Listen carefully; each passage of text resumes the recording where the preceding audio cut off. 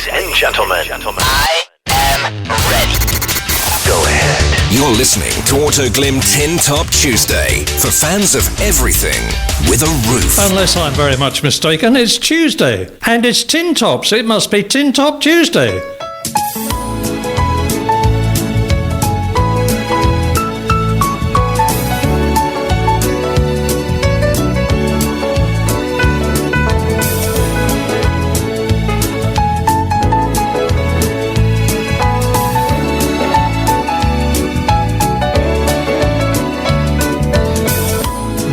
Doesn't it make you feel like Christmas is here already?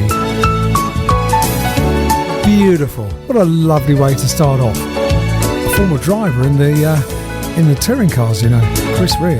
Oh yeah. A very good evening to you and festive greetings, festive joys for this special edition of Autoglim Tin Top Tuesday. Interestingly called Autoglim Tinsel Top Tuesday. See what we did there, didn't we? So what do we expect from this evening? Well, a whole host of guests from the BTCC, from the Quick Fit British Touring Car Championship. Not talking that much about racing, to be perfectly honest. We haven't been doing racing for a little while. We've crowned champions, so we might be talking a little bit about that. We'll be talking about Christmas and what they're going to be doing over the course of the next couple of weeks. And, of course, we invite your messages and emails. And Autoglim have very kindly said they will offer a prize this evening for our festive Autoglim Tinsel Top Tuesday Image of the Week. So if you're listening, send in a photograph of where you're listening. A nice picture of your decorated living room, wherever you're listening. Send a picture in. If we think that there is an outstanding picture, an outstanding image of the week, then you will be the recipient of the Autoglim Tinsel Top Tuesday Image of the Week. There's only one of those a year. That couldn't be bad, could it? And I tell you what, some of the packages of clean motor car joy that Autoglim have been sending out to our prize winners this year. Well, you need to be in it to win it. All you have to do is to email the studio@tintoptuesday.com, studio@tintoptuesday.com. That comes straight into the studio. Send in any of your thoughts about the driver announcements that have been happening over the course of the last couple of weeks. Some interesting things happening about the 2025 season already. All you need to do to get in touch is email us, studio@tintoptuesday.com. We've also got all of the socials. If you have a look on X, it's @TinTopTuesday. You can use the hashtag TinTopTuesday. Try and keep across a few of the socials over the course of this evening. On Instagram, search for Tin Top Tuesday. We're there. Facebook as well. We absolutely love getting your messages, so the best way to get into the studio is to email studio@tintoptuesday.com. But keep the conversation going all the way around the social media, and we will eventually catch up with all of your messages. We see them all, you know. I wonder if you can guess who we've got on the show tonight. I can tell you now, we've got 6 guests on the show tonight. If you want to start your guesses coming in, I bet none of you will get one of them, and it's an absolute star. Very, very pleased with one of our guests this evening. Well, I'm pleased with all of them, but to get the one guest that I'm talking about, I was pretty chuffed with myself, I have to say. So that sets out the stall for this evening, and you know the other thing that we do on Autoglim Tin Top Tuesday, we play music, and I unashamedly, I like Christmas music. It properly gets me in the mood for the festive season. So all the songs tonight, everything that we're going to play is going to be a Christmas tune. Just left a little gap there to allow those people that don't like Christmas music to turn off, and welcome back to everybody else. Every song tonight is a Christmas song. Every song tonight is a Christmas song. We are in the festive mood here on Autoglim Tinsel Top Tuesday.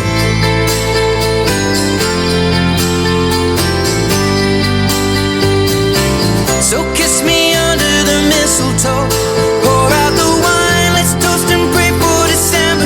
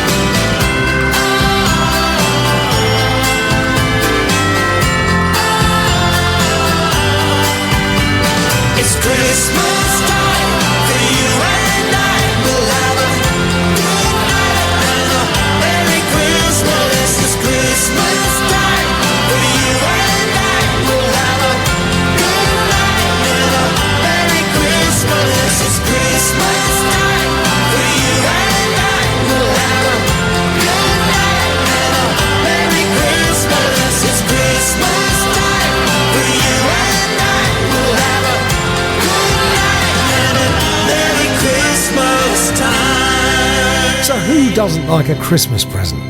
I mean, seriously, who doesn't like a Christmas present? And I tell you what, if you were a touring car driver and you get the opportunity to drive next year with WSR, the manufacturers' champions for this year, multiple drivers' champions over the course of the seasons they've been involved with the Quick Fit British Touring Car Championship. If someone was to say, OK, you're a touring car driver, you can drive for WSR next year, that's not a bad Christmas present, is it, Daryl de Leon? No, it's the best Christmas present I've ever received. I bet it is. Hey, first of all, congratulations. I mean, that's a mega step for you. But how long has this been in the process? This has been in the process for a while now. Mm-hmm.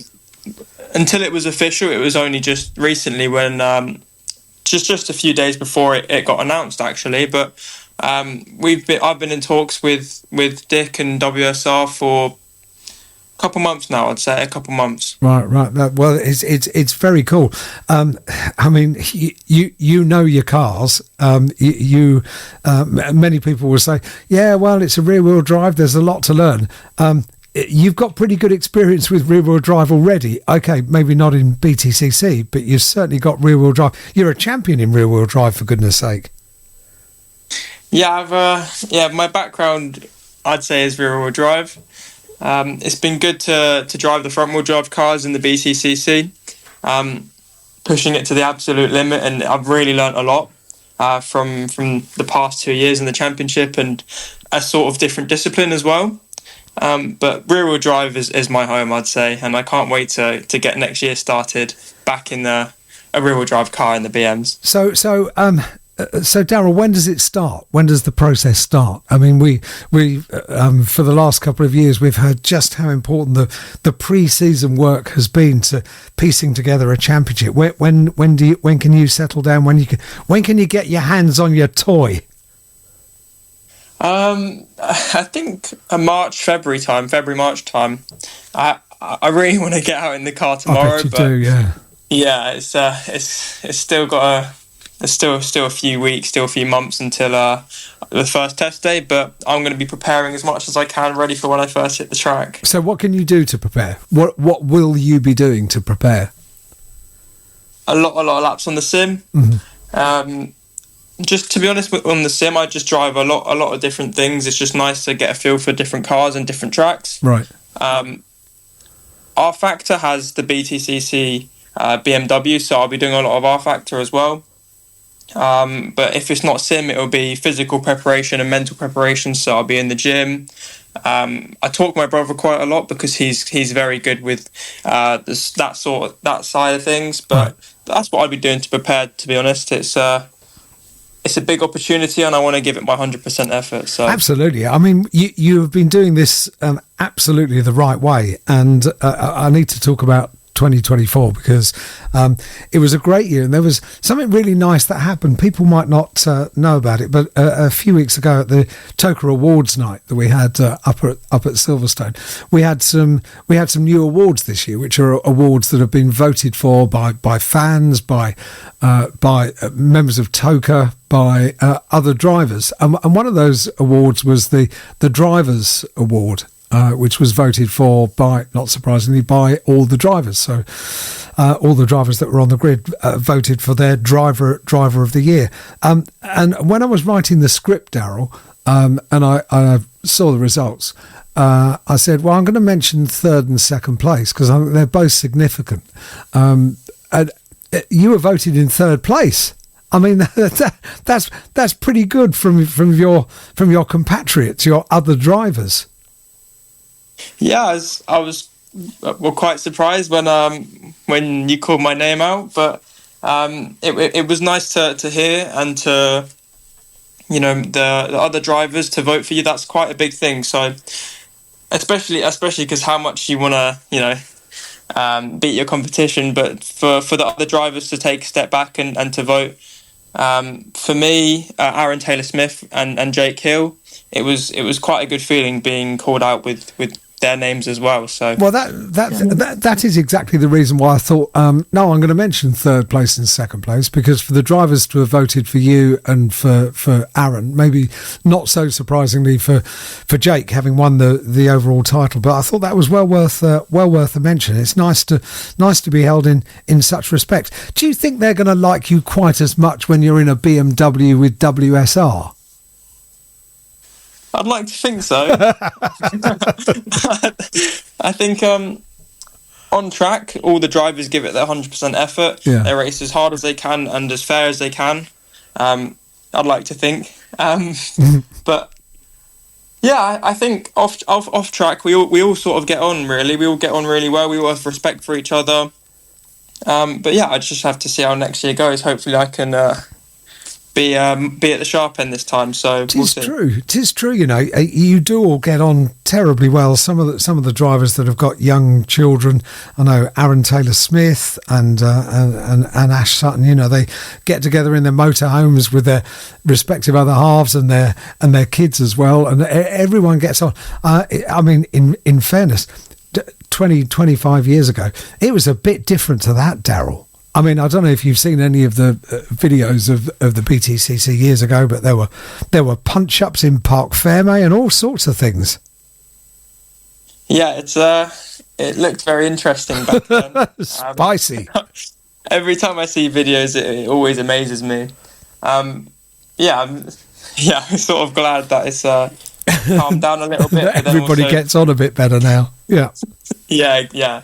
So it was interesting back then, but yeah, it's good how it is now. It was interesting back then, Daryl. You want to be stood next to them when all of a sudden it's kicking off, because I'd be sort of queuing up to have a chat to someone, and all of a sudden Ivan Muller and Anthony Reid are trying to make a fist that's thin enough to get it into the little aperture in the helmet with the visor up. I mean, you imagine it. Think about me for a moment, Daryl, if you would. What do you say when that's happening? I mean, it's very difficult to work out how to commentate on that. yeah. There's quite a lot going on. It was a challenge. It was a challenge, and Matt Neal and Jason Plato in the pit lane at Rockingham. That was in more recent years. I've seen it all. I've seen all the dust-ups, but you're right. It's nice that everybody gets on a little bit better now. As far as WSR are concerned, you know one of the big features of being a driver for WSR, don't you? Do you know what one of the big features are? But after everything is finished during the day, Dick Bennett's very famous debriefs. They go on for hours, Daryl. Are you ready for that? I'm ready for it. I'm more than prepared. So very good. They are legendary, absolutely legendary.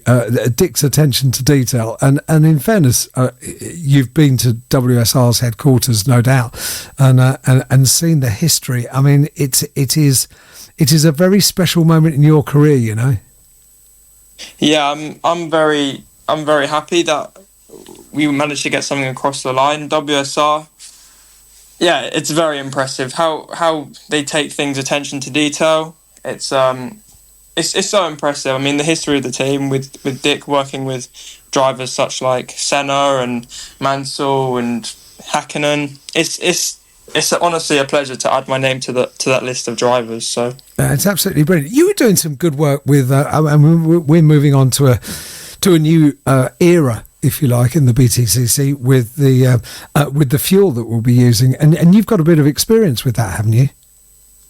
Yeah, the fuel was introduced to round 8, so Silverstone was the first time we used the fuel. Mm-hmm. It honestly there was no performance difference, which I was very impressed by.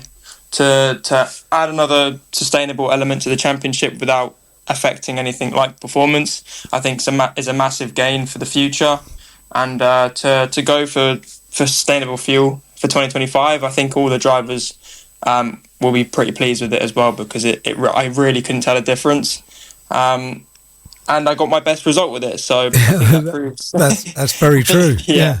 I think it that is what all the other teams want to be hearing, and it's as a result of those tests and that kind of feedback that we've been able to adopt that for next year. So absolutely brilliant work. Were you expecting a little bit of a drop off? Were you expecting it to be So I've just come back from the Middle East, and where I was working, they don't have bacon.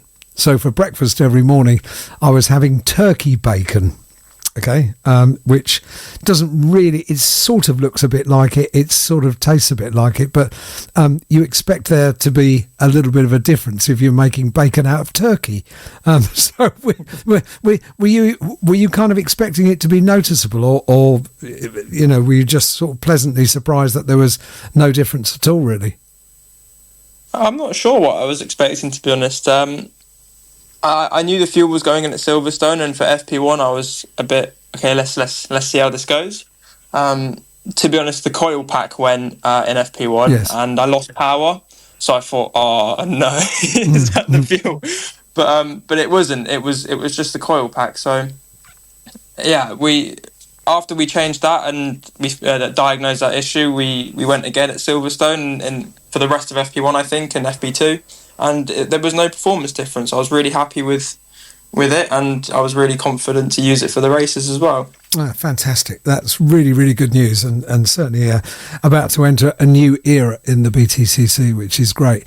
Right, it's Christmas. I know that when we get you on the top step of the podium, we will be playing the Philippines national anthem, because that's where a good deal of your family are from. Will you be going back there for Christmas this year, or are you staying over here in the rainy, cold, miserable, grey UK? I'll be staying in the UK. Oh no! Oh no!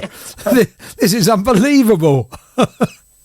No, staying in the UK. I think it would be nice to go over and see the family out in Philippines, but yeah, I've got a bit busy winter coming up, so yeah, so knuckling down and concentrating on next year, because it is a huge opportunity. So what will Christmas be for you in the UK then, Daryl? Sort of a small family affair, or how will you be spending the break? Just at home, to be honest, with the family. We will have a Christmas dinner and do the usual things on Christmas Day, and then we'll be back to preparing for next year. So. You just can't wait, can you? You just cannot wait. Yeah. I reckon by midday on Christmas Day you'll be on your simulator, won't you? Probably in the morning. Yes, probably in the morning.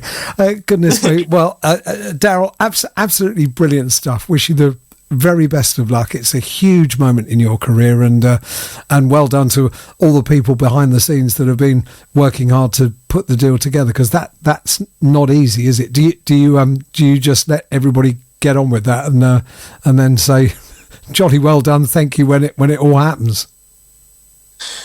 I had quite a bit to play in it as well. Did I think I was. Yeah, as me and my dad, we were visiting WSR quite regularly. Also, my manager as well. So it did take quite a lot of work to get something across the line. But I'm so happy to sign with WSR at the age of 19 in my second full year of the championship. I'm very pleased with it. I'm really, really excited. So you should be. And you're doing another online chat, probably a bit more in depth than the interviews that we do here on Autoglim Tinsel Top Tuesday. See what we did there, Daryl? Very clever. So tomorrow night on the hard compound, aren't you? Yeah, I've got it tomorrow at 8:00 with Rich at the hard compound. Yeah, and then on Thursday I've got to go to Cambridge to the BBC studio, and I've got an interview with them as well. So how cool! Quite busy still, but it's all good. It's all good. It's all good stuff. So. Yeah, it really is, and you can expect loads more of that. It's great that you're getting these media opportunities, and long may it continue, Daryl, because you've found a great home in the BTCC, and I wish you the very best of luck for next year. And to you and the family, happy Christmas. As we started this chat, you've already had your Christmas present. So, and I wonder if your mother's going to say that on Christmas Day. Don't expect anything more. You've already had your present. Yes. Spot on, Alan. Spot on. I thought she probably would. That's really cool. Daryl, thank you so much for taking time out this time of year to join us on the show. Good luck. Have a great Christmas, and to the family as well. And we'll see you early part of next year, I would imagine. Thank you very much, Alan. I really appreciate you having me on here, and Merry Christmas to you too. And there we go. Top man. Brilliant. Daryl DeLeon, everybody here. Everybody on Autoglim. Tinsel Top Tuesday. Feliz Navidad. Feliz Navidad. Feliz Navidad. Próspero año y felicidad. Feliz Navidad. Feliz Navidad. Feliz Navidad. Próspero año y felicidad. I wanna wish you a Merry Christmas. I wanna wish you a Merry Christmas. I wanna wish you a Merry Christmas from the bottom of my heart. I wanna wish you a Merry Christmas. I want to wish you a Merry Christmas. I wanna wish you a Merry Christmas from the bottom of my heart. Feliz Navidad, Feliz Navidad, Feliz Navidad, próspero año y felicidad. Feliz Navidad, Feliz Navidad, Feliz Navidad, próspero año y felicidad.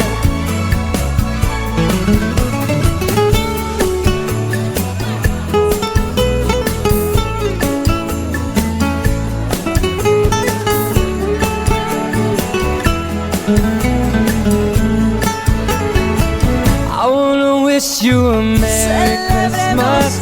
I want to wish you a Merry Christmas. I want to wish you a Merry Christmas from the bottom of my heart. I want to wish you a Merry Christmas. I want to wish you a Merry Christmas. I want to wish you a Merry Christmas from the bottom of my heart. Feliz Navidad, Feliz Navidad, Feliz Navidad, próspero año y felicidad. Yeah. Feliz Navidad, Feliz Navidad. I wanna wish you a Merry Christmas. Navidad, Navidad, Navidad, Navidad. Tunes on getting you in the mood for the festive season. Well, I have to say, you're a bit of an old Scrooge. I like a bit of Bublé at Christmas. Thank you so much for your emails. Loads of them coming in. Ian Marshall, hi Ian, says, hi Alan, I'll miss tonight's show as it's our annual get-together of old running friends in Leeds. A gentle jog around the streets beforehand to sharpen the appetite. There may even be mince pies. I will, of course, catch up with the podcast later, on this very same link, btcc.net/live-audio. Matt will be beavering away probably as soon as the show finishes to get that online so you can have a good old listen to our festive edition of Tin Top Tuesday. Great to have your company. And Portia, hi Portia, great to have you listening as well, saying really looking forward to tonight's show. I've so missed our Tin Top Tuesdays, although in the meantime I've very much enjoyed keeping up with your globe-trotting and adventures. You've been to some really cool places. To keep it on subject, this is a food show, isn't it? I'd like to know if you ate anything whilst on your travels. I'd like to wish you and all of my BTCC friends a wonderful Christmas and New Year, and I'm sure the new season will be on us before we know it. I'd like to request a song if possible. It's an absolute banger of a tune, I think entirely appropriate for the usual TTT subject matter is egg, sausage, chips and beans by the Lancashire Hot Pots. Thank you for all your hard work keeping us entertained throughout the year, both on and off the track. I wish you all the best and look forward to seeing everyone again soon. Lots of love from Portia. Portia, great to have you listening. You've still got the best name in the history of the world. I haven't got the song. I'll have a little look and see if I can find the song. I have to listen to it to make sure that it's okay to play as well. I don't know it, I have to say. What was the other question? Have you eaten anything cool? Just a few nights ago. I don't know if any of you have experienced this. It was a bit of an experience for me. I was was a bit nervous about it, to be perfectly honest. I've just been in Abu Dhabi for the golf 12 hours last weekend, and I got back late last night. And a couple of nights, I think it was the night before the race, Friday night. I decided to order room service. I just wanted a burger. We'd had a long day, and I ordered a burger. Have you ever had a burger and the bun, the bap, is charcoal black? Because I did, and I don't know what the point of it was, but apparently, so I'm told, it's meant to be really fancy. So I don't even know if there's there, maybe you'll know. You can email in if you do know, studio@tintoptuesday.com. There might be a special name for it, a special type of bread. But it did look a bit odd, I have to say. Ladies and gentlemen, I am ready. Go ahead. You're listening to Auto Glim Tin Top Tuesday for fans of everything with a roof.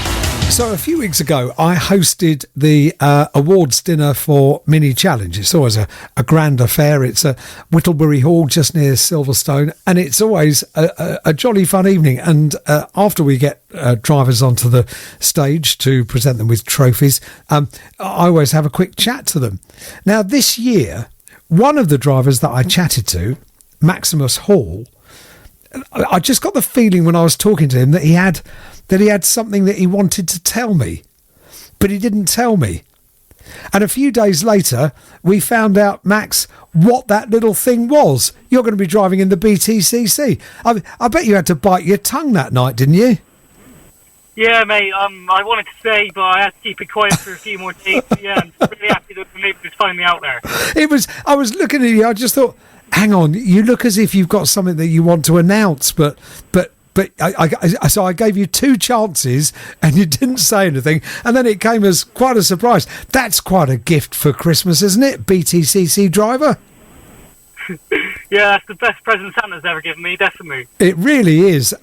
So how long has this been in the planning? How long have you known about this?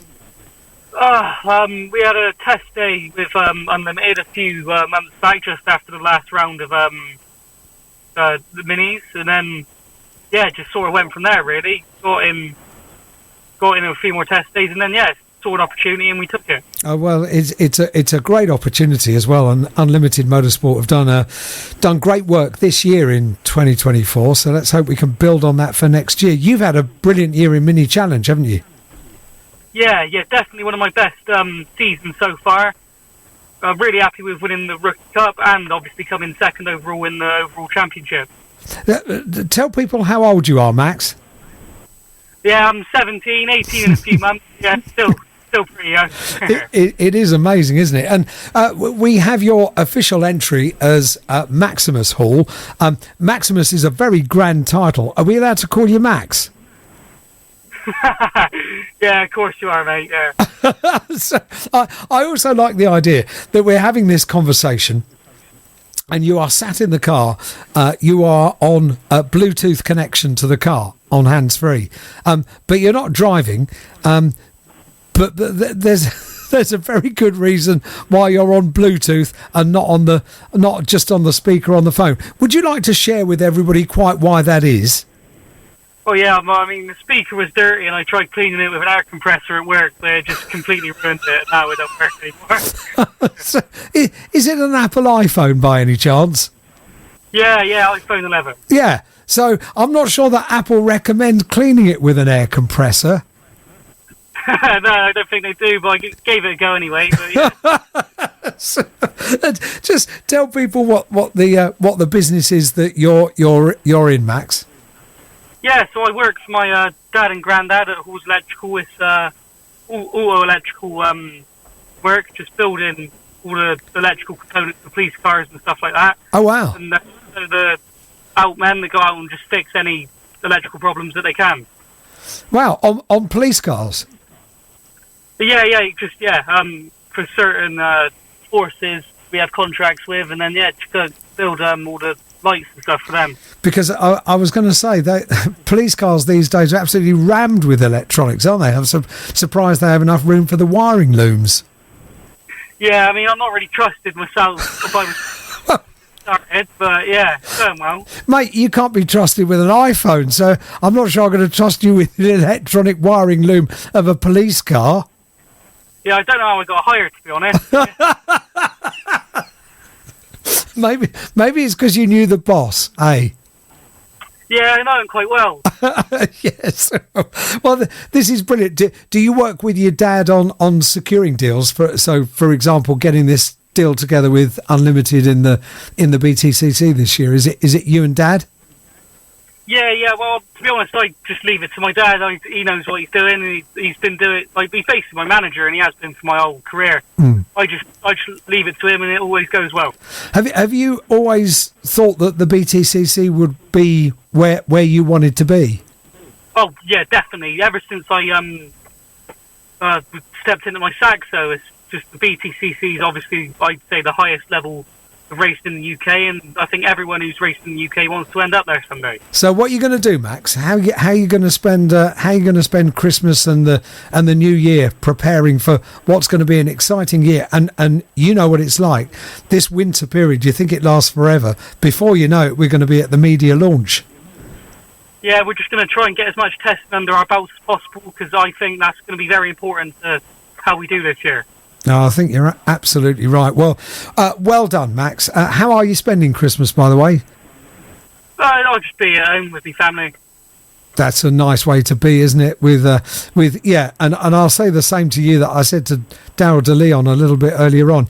You've had your Christmas present. Don't expect anything more. Yeah, I'm just expecting a lump of coal now, that's it. A lump of coal and a carrot. Yeah, something like that. Max, well done. We look forward to seeing you on the grid this year, and thank you so much for breaking your duck and coming on Autoglim Tinsel Top Tuesday for the first time, and probably not the last time in your career. Yeah, thank you very much, mate. There we go. Max Hall, everybody. Maximus Hall, driving with Unlimited Motorsport in the BTCC in 2025. All of it here on Autoglim Tinsel Top Tuesday.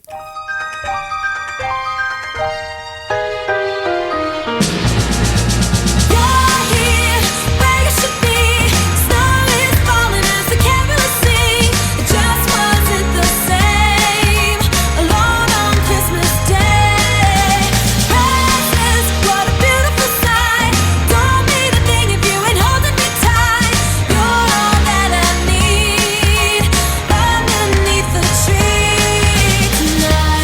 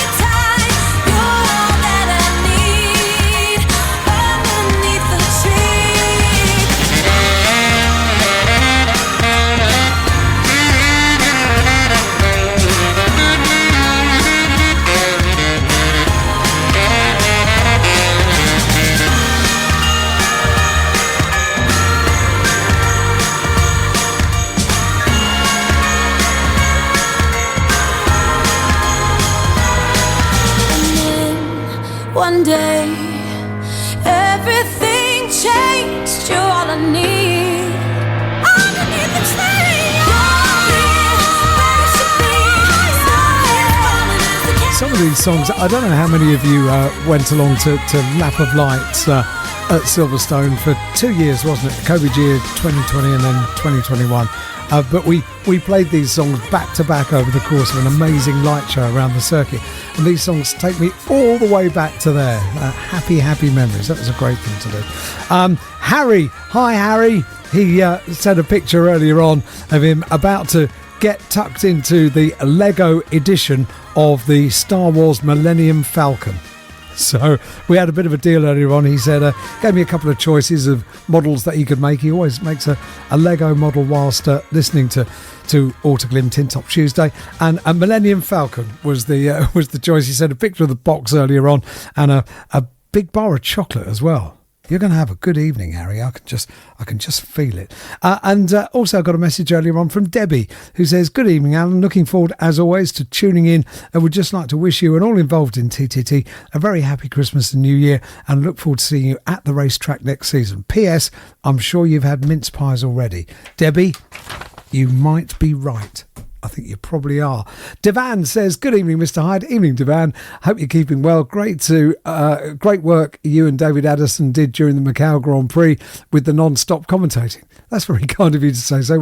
I can't pretend it wasn't quite hard work. There was a lot of talking this year, but it was tremendous fun working with David. It just makes me giggle. Also, I would like to wish you and a good friend of mine and friend of the show, Dave Santos, aka Northern Jeff, a happy birthday. Happy birthday, Dave. Happy birthday.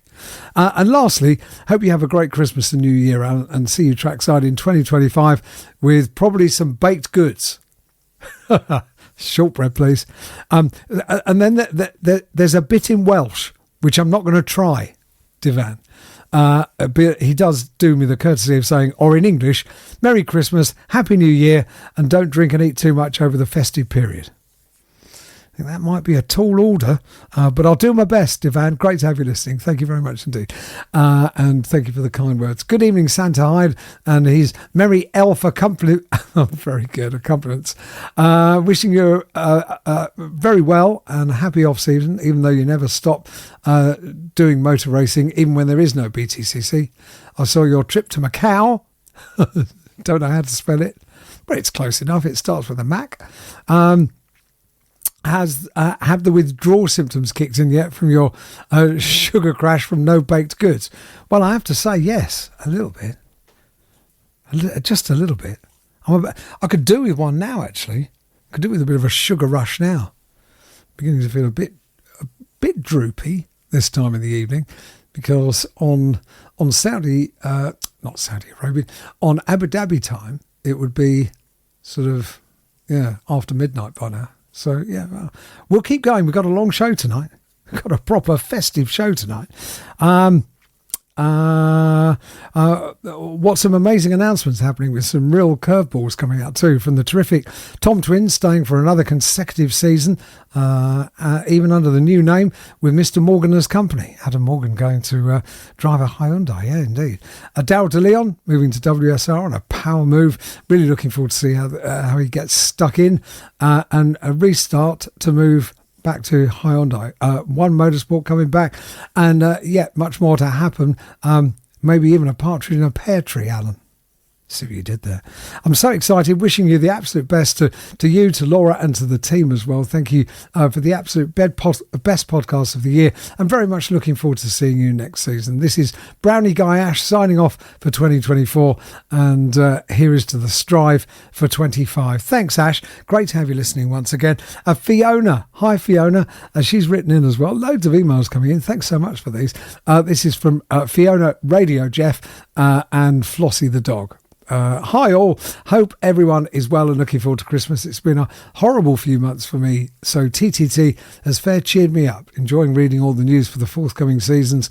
And once again, my loyalties will lie with Tingers, but looking forward to hopefully seeing a few new faces on the BTCC grid in 2025. It's been great to put a few names to faces during the past season. Anyway, I don't have much else to say at the moment, so I'll take this opportunity to wish everyone in BTCC land a wonderful Christmas and a happy and peaceful new year. Here's to the new season. Let's go racing. Fiona, I'm sorry that you've had a nasty couple of months, and I'm glad we've cheered you up a little bit. We'll carry on trying to do that, play some Christmas tunes and chat to some touring car people. We've got such a guest coming up. Honestly, we have got such a guest coming up. You're listening to Autoglim Tin Top Tuesday for fans of everything with a roof. It being a festive edition of Autoglim Tin Top Tuesday, we thought we'd have a very special little BTCC related gift for you tonight, because I am delighted to have the next guest on the show. A BTC star of yesteryear, winner of Race 2 in 1998 at Knock Hill, and also happens to be a world sports car champion, and probably one of the greatest Grand Prix drivers to have never won a race. I'm delighted to say on this festive edition of Tinsel Top Tuesday to welcome Derek Warwick. Derek, how are you? I'm very well, thank you. I'm not sure about the introduction of superstar touring cars, that's for sure, because I was never really a superstar. I never really took it seriously enough.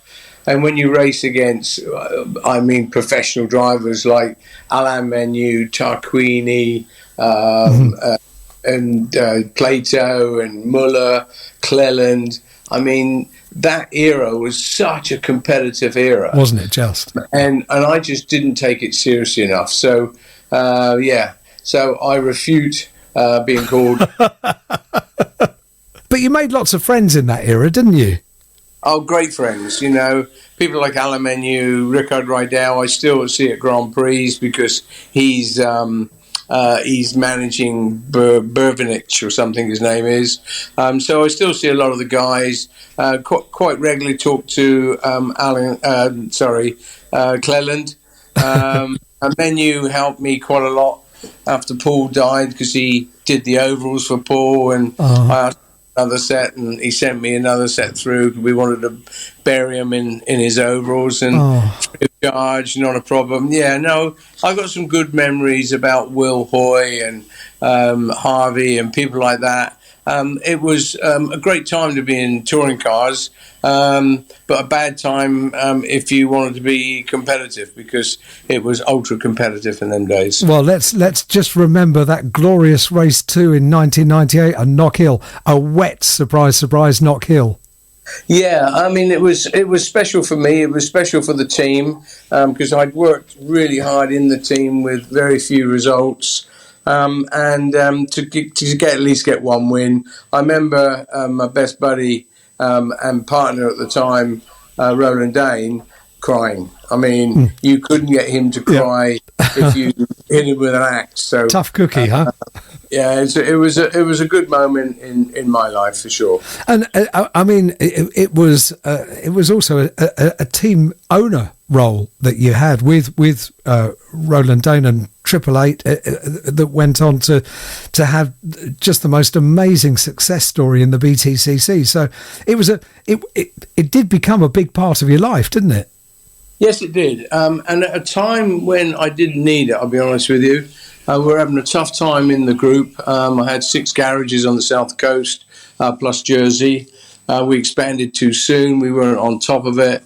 I was probably working 12, 15 hours a day, flying backwards and forwards to Jersey, and then trying to turn up on a Friday night ready for touring cars. So yeah, it's a lot. It was a tough time for me. Maybe I didn't give myself enough time to enjoy it enough. But looking back now, I can't say I love touring cars because front-wheel drive, 300 horsepower, it's a specialised formula, Yes, and when you step down from 1,350 horsepower rear-wheel drive beast of a turbo to 300. It's just different, and I'm not saying it was a bad time in my life because 888 was very successful, and I ended up helping the management side in the end.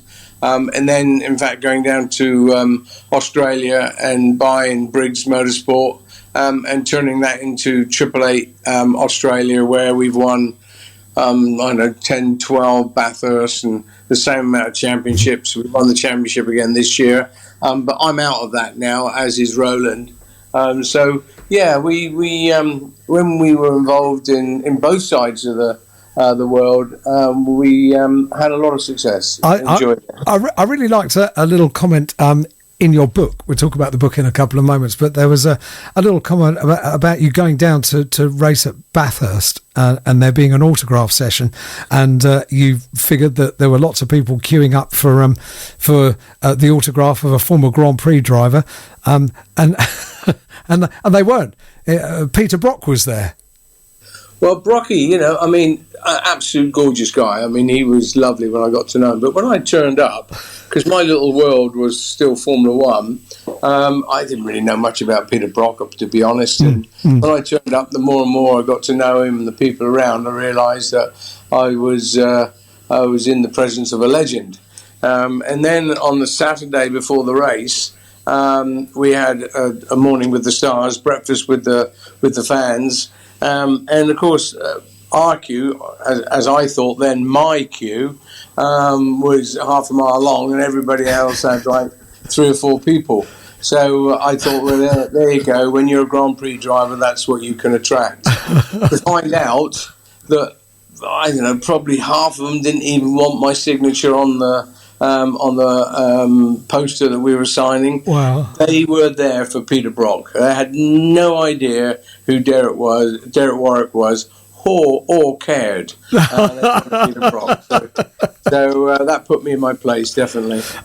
Derek, I mentioned the book, and I thought it was a good idea to talk about it on a festive edition, because I'm sure that orders could be placed just before Christmas. It's the most beautiful book. I've always thought you were a jolly good bloke and a really nice guy to have a chat to.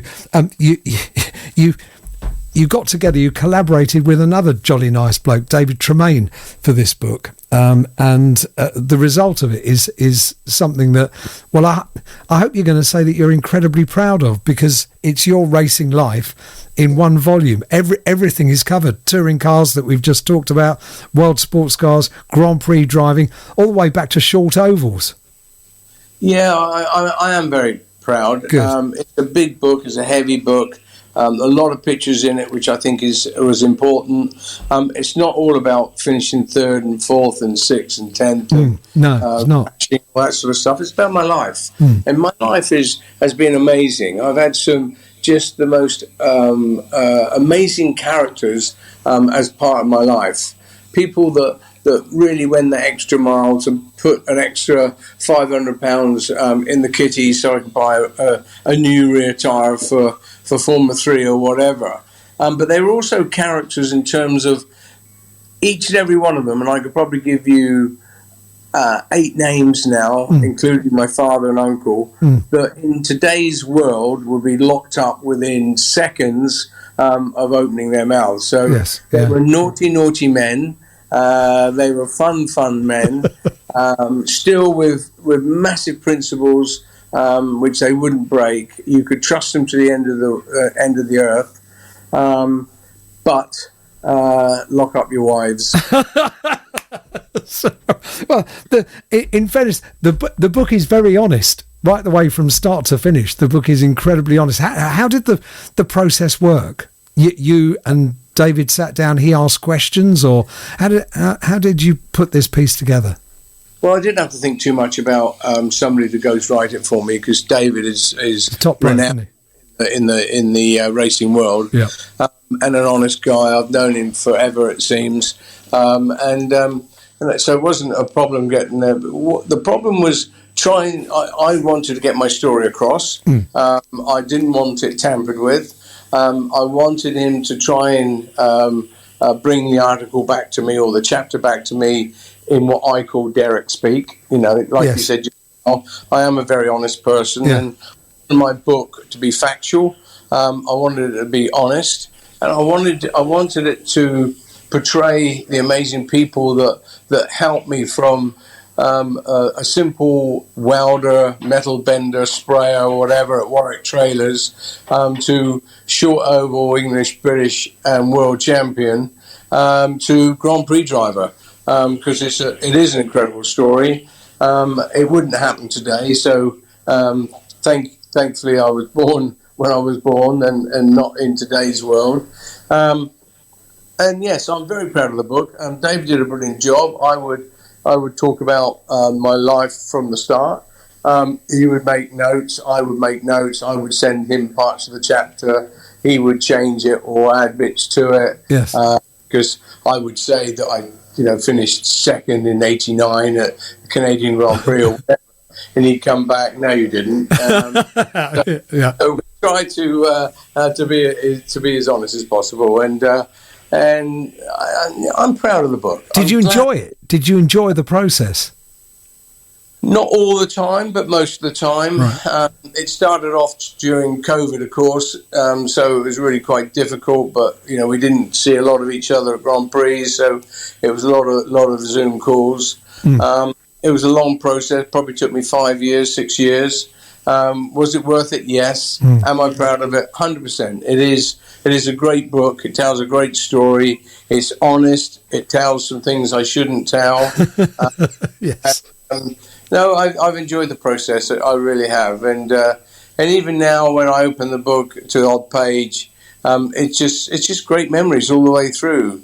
There's obviously there's sad bits because people died during my career as a Grand Prix driver, and most of all was my little brother Paul.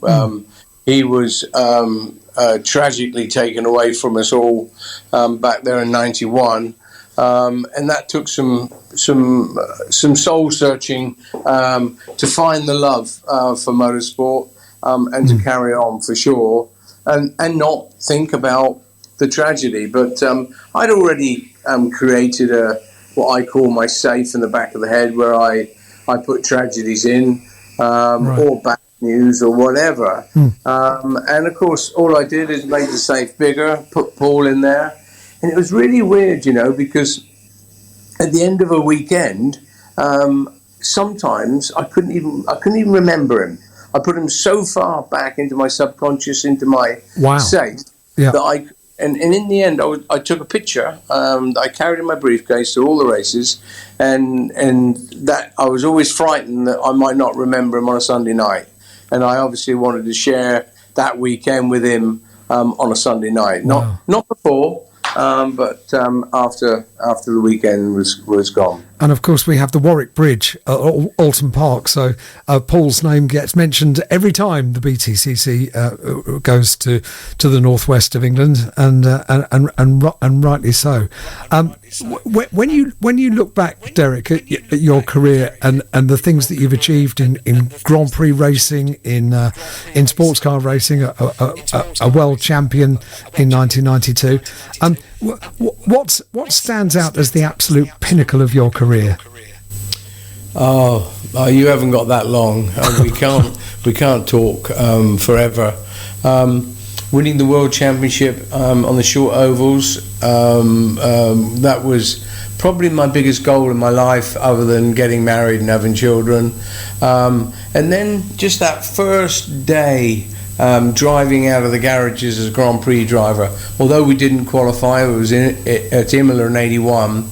It was an amazing moment. And even before that, signing for Tolman as a works driver, which up until then I did everything on the cheap and on the back of a trailer, was special. It really was. And then winning Le Mans, I just loved my time in sports cars, because I was fortunate enough to drive the best cars, or one of the best cars, instead of some pretty awful I don't know whether I can say this, but I will. Shitboxes. Yes, you I've had can. a few yeah. of them in my life. So for sports cars was good, Lamore. But they're just the odd race where you might have qualified badly and was at the back of the grid. And I remember at Suzuka and Canada and came through and scored a World Championship point. And it was all for a 6th place. But they're the ones that really stick out in your mind. But no, really, I could carry on all day. Signing for Tolman in 80F2, getting into Formula 1 in 81, signing for Renault in 84, then moving to Jersey. There's a lot of moments, having your children being as competitive and good as they are, having the garage. I've just led a lovely life. I enjoy my life. I still do now. I'm in at work at 7 o'clock every morning. Good for you. And I just enjoy life. I've always got a smile on my face. Everyone in the garage, as they come in the morning, will have to, not will, have to say good morning to me. And it's a good start. So there's nothing I would change. Maybe the only thing being Paul. But I can't change that. That's outside the realm. So yeah, you're talking to somebody that's satisfied with his lot. I often get asked, wouldn't you like to have won a Grand Prix? Are you serious? Of course I'd love to have won a Grand Prix, but you came so close. I know, but close is second. Yep. So it's not close enough. It doesn't keep me awake at night. I don't even think about it other than when I do these kind of interviews with people like yourself. So no, I'm good. I'm really good. I can sleep. I've got a clear conscience. I've got 3 amazing grandchildren now, 2 of which are karting. All 3 of them are brilliant footballers. So I spend many a Sunday instead of a race circuit at a football pitch now, or still at a race circuit but karting. So I've got a good life. I wouldn't change much, I'll be honest with you. Well, there is just one other thing that I'd like to sort of bring up, because you have never been far away from motorsport. Even when you stopped driving, you were a steward in Formula 1, and you've always been a champion of young talent, of young drivers, and you're such an encouragement to young drivers that are starting out. You've never really lost sight of your. You are essentially the result of a young lad from Hampshire who's done really rather well. I kind of looked that I should give something back. I've always thought this. So when my career stopped, I went onto the board of the BRDC, which is the British Racing Drivers Club, who owns Silverstone. I'd become president for 7 years, which if my father and uncle actually thought that I would ever be president of the British Racing Drivers Club, I think they were in their grave. But young drivers are important to me. We've got 40 rising stars, we've got 13 superstars, and of course we've got the Young Driver of the Year, which drivers like Lando, George, Albon, Bierman, Oliver, Rowland, just all these drivers that come through, and they excite me. When I see just how professional they are, this year we had Freddie Slater, 16, driving a 500 horsepower F2 car in my competition. It makes you want to cry. They are so mature, ready. So I love young drivers. And regarding stewards, I'm still a driver steward. I've been a driver steward for 16 years now. And of course, what that does is it allows me to talk to Formula One teams in order to sort of help them on the next step. So introducing them to Williams, to Ferrari, to Mercedes, and I've opened a few doors for a few of them, and I'm proud of that too. It's superb. It is all documented, Derek, in this a quite wonderful hardback book. It's a big book. It's a heavy book called Never Look Back, and I'm not surprised you're proud of the volume, because it is a quite superb book, and it would make someone's Christmas, I reckon. I wouldn't want to pay the postage on it, to be perfectly honest, because it is a big old volume, but it's packed with the stories, the honesty, and the photographs of your career. And I'd like to thank you ever so much for coming on the show tonight, Derek. Great to have a chat to you. Lovely, and I really always enjoy talking to you, Alan. And the book can be bought on Amazon, so you don't have to worry about. There you go. So I'll be honest, Derek, because you are such an honest fellow. I think I'll probably better be honest with you. I got a copy of this book to sort of read it and review it before we had a chat, and I was going to give the book away as a prize. Well, I'm not. I'm keeping this one because it's an absolute beauty. Okay, thank you very much. I really appreciate that. Thank you. There we go. Derek Warwick here, everybody, on Autoglim Tin Top Tuesday.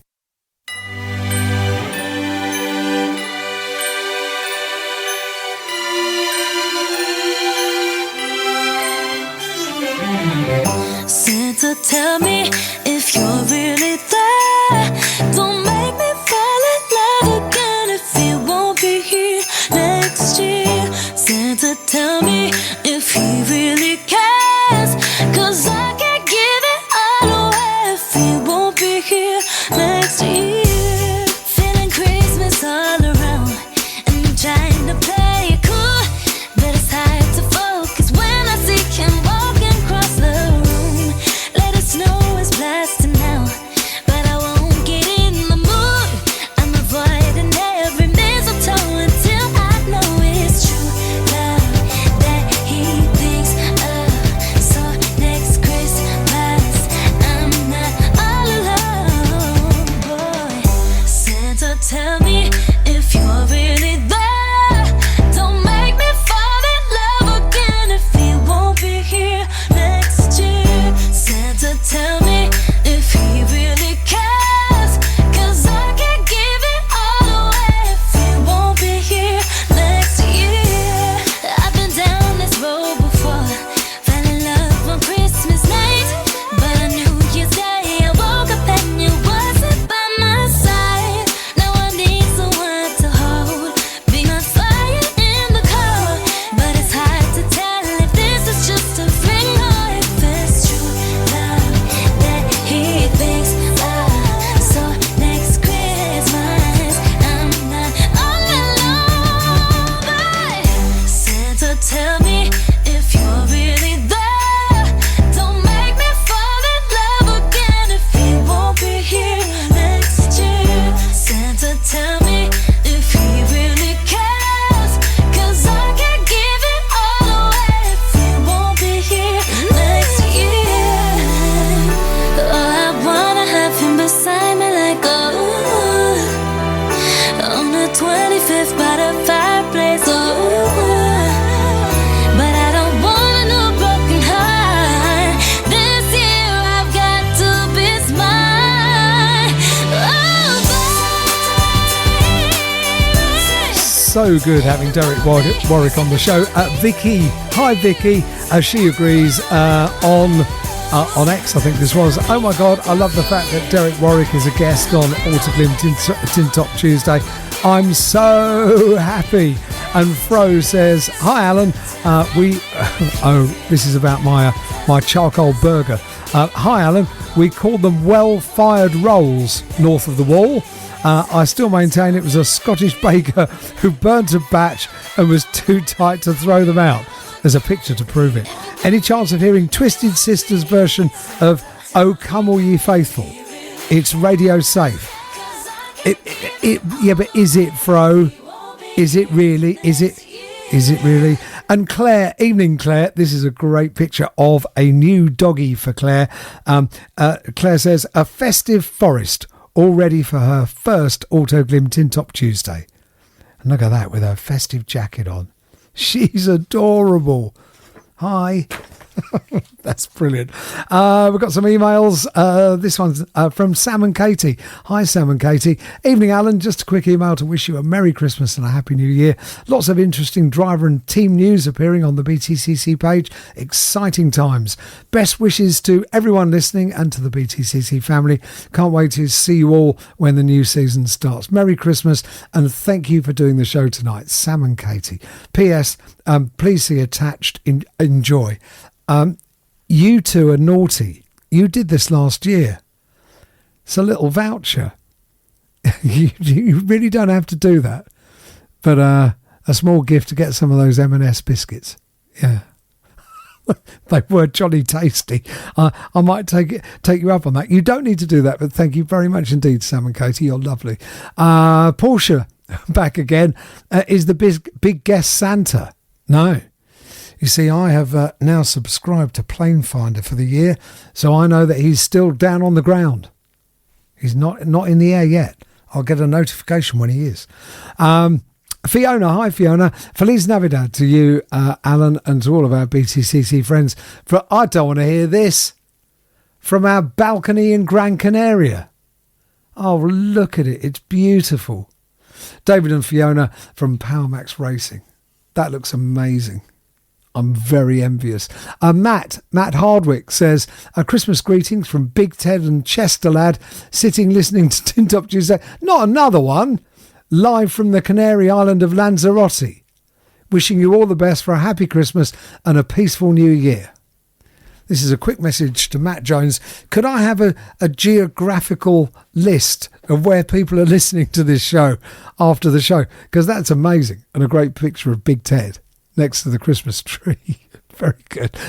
Jack says, hi Alan, hope you're well. Really enjoyed Tin Top Tuesday this year. I can't always catch the show live, so I tend to listen to it the day after. I have a question for you. I'm in my last year of A-levels and I'm thinking about the next steps in terms of career. I have a passion for talking and writing about all things motorsport related and have a couple of commentary roles on my local go-karting tracks. I would at some point like to do a podcast that follows a similar structure to this with music and interviews. I'd just like to know how you got involved in motorsport commentary and broadcasting, and have you got any advice for a young person trying to get into this area of motorsport? Hope it's not too long. Apologies if it is. Have a very Merry Christmas, Alan, and a Happy New Year. I'll be sure to tune in next year.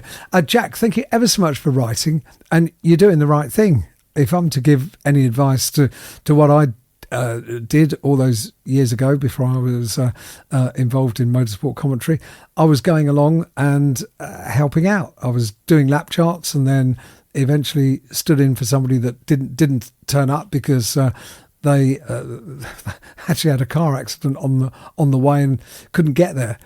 So I stepped in and did some interviewing and just smaller meetings and just learning the ropes, sort of doing a few not necessarily sim meetings, but proper live meetings and learning the ropes there. So you're doing the right thing. And podcasts, I think we all love listening to podcasts, so there's loads of room for that sort of thing, including, of course, The Hard Compound. And Rich has written in to say, Alan, thank you so much for the shout out and the plug for The Hard Compound's chat tomorrow with Daryl.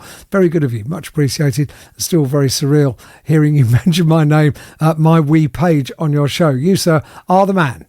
Please say hello to Derek for me. That's from Rich from The Hard Compound. Rich, you do a great podcast. It's really good. It's really well respected. So, yeah, more than happy to guide people in that direction because we are a big motorsport family, and we all love it. So you've got something to listen to tomorrow night, everyone. 8 o'clock, The Hard Compound. There you go. You're listening to Auto Glim Tin Top Tuesday for fans of everything with a roof. Well, you see, this time of year is such a jolly time of year. It's about celebration and being happy and all that. So we thought that it would not be a proper edition, a festive edition of Auto Glim Tinsel Top Tuesday without the world's happiest man, Aaron Taylor Smith. Good evening. How are you? Good evening. I'm not too bad. Do you know something? I like that intro. Sometimes, I feel like I'm an eternal optimist, so it's nice when other people get to see that. Oh no, as you well. are you are the happiest man in the world. You absolutely are. And to give everybody a little description of what should happen to the happiest man in the world, you win a championship this year. Yeah. The awards night is on your birthday. Like it's like someone scripted this. Like, thank you, Mr. Gow. It was like someone went, here, what would Aaron like for his birthday? That is it. I feel he absolutely nailed it, to be fair. Do you know, it was quite funny. I was sat at the table. I'm not going to say whose wife it was. No, I won't say whose wife it was. But somebody's wife said to me, when you were on stage and you were chatting away, answering Louise's questions, etc., she turned to me. She said, "I like him. He talks very well, doesn't he?"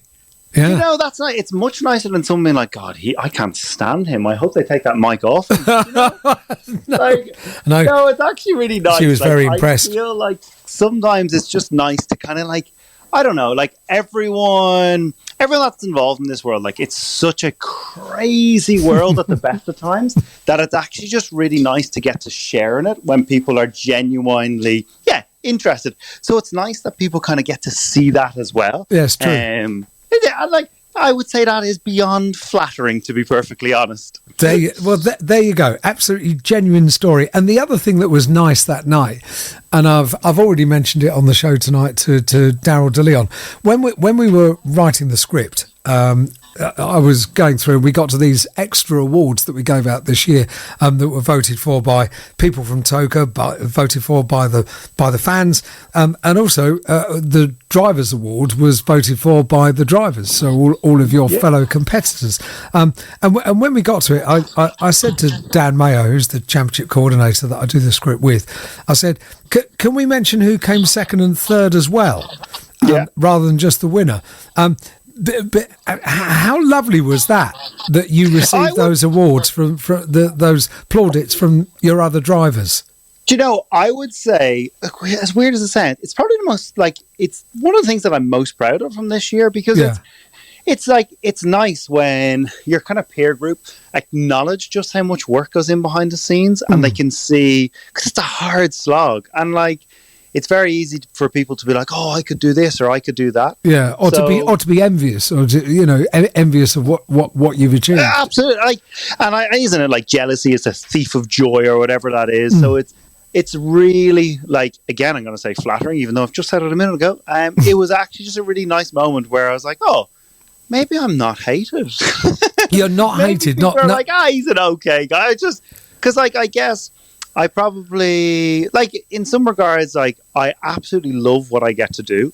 So it's nice when people get to see that and kind of support me along that journey. So I would say it was one of the nicest things that's come from that awards evening, despite it also being on my birthday.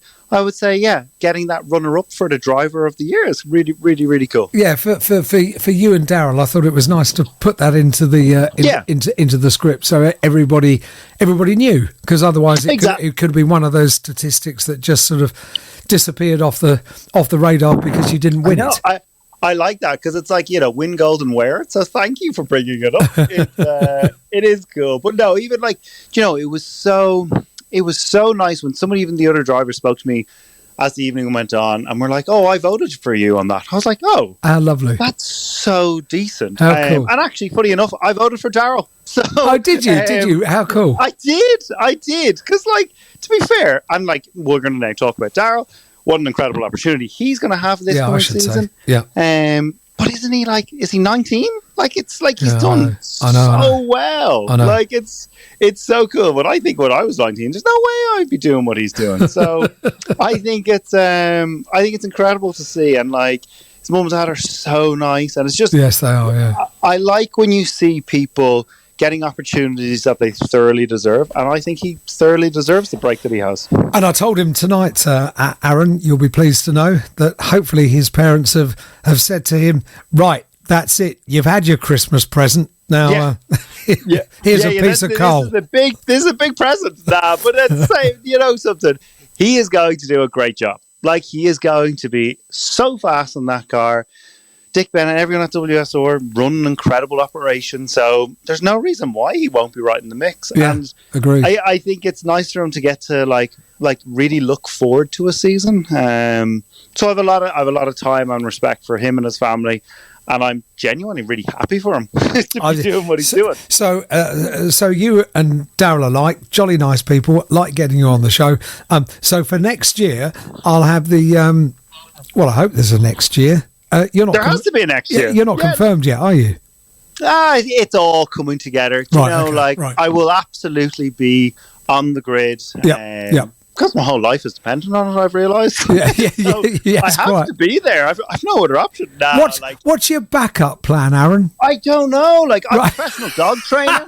I think I could do a dog training certification. Dog whisperer. There. I spend a lot of time in a gym. Maybe I could make a run at the CrossFit Games. I don't know. But at the same time, it is... no, we'll be absolutely there. Did your parents never tell you when you were younger that you need to have something to fall back on? Oh, like, I'm a qualified structural engineer, but that brain is decayed. Like, Jesus. I wouldn't be asking me to design a bridge. Like, put it that way. So I have all the backups. I have all those things in motion, but I'm not using any of them. Yeah, I was going to say, what would that feel like if they said, "Okay, Aaron, I'm afraid the dream of the BTCC is all over. We've got this lovely job for you, based in an office." That'd be my worst nightmare. Yeah, of course it would. Yeah, I feel like this will be going into my 11th season. Yeah, wow. So I have a few aspirations. Like, one was to win the Independence Championship, which we ticked off. Another one is to do the most amount of seasons that anyone in the history of touring cars have ever done. Is that right? Do I need to break 30? And that is much to Lauren's dismay that I'll be doing this for another 20 years. And I want to win the outright championship, both of which I feel are doable. So I'll be sticking around for another 20 years. Good lad. So you'll have to endure my annoyance. Long may it continue. Long may it continue. So when we get the happiest man in the world on the show, we need to. Obviously, you've got little Oakley now, 2 years old, and is she 2 years old? She is. She's 20 months. Like, isn't it weird when people talk about months? But she's 4 months shy of 2 years. Right, that's the best way to describe it. But second Christmas. Yeah, it is. And, like, I'd say she starts to get things now. Yeah. Like, she hates going to see Santa. Like, that's very good. So that's entertaining. Anytime you bring her to see Santa, it's just tears. So that's... Really? Yeah. 100%. What happened here? Whoa, stop. Like, I think, do you know what the problem is? I think she hates being made to be the centre of attention, much like me. Like, I am a social recluse. Yeah. So when people are like, "Hey, jump in this photo," I'm like, "Oh man, this is super awkward." And like, what I've learned is Oakley doesn't know how to say, "Well, this is awkward." She'll just scream her head off. No.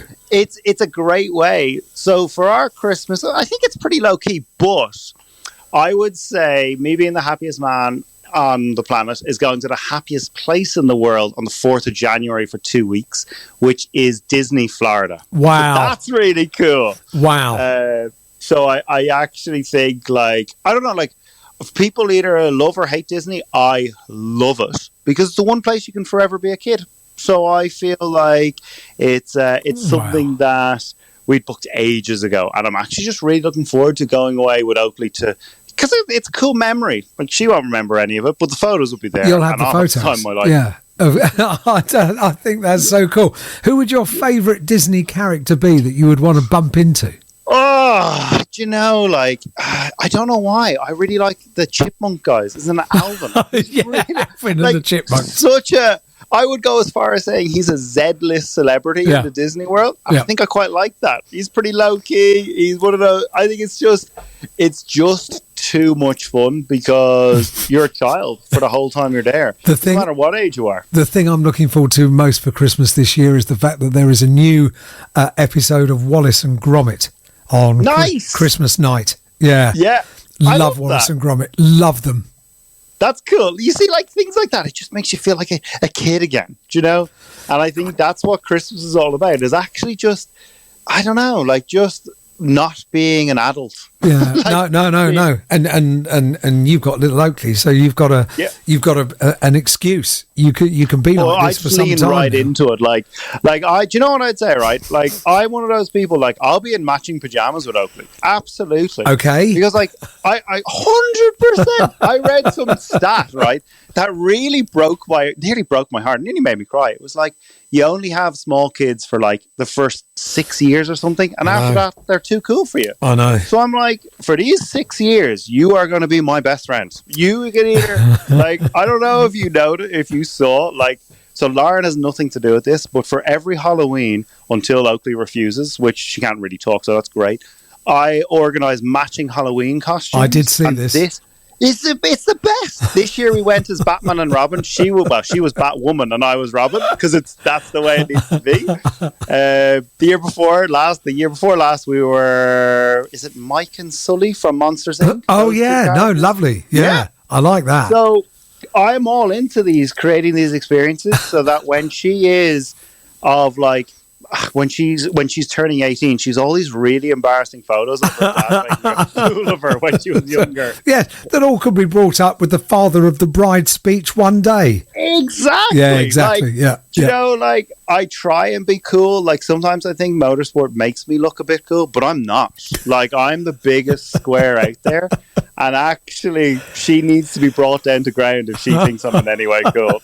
So, what is Christmas going to be for the Taylor Smith household? How's it going to look?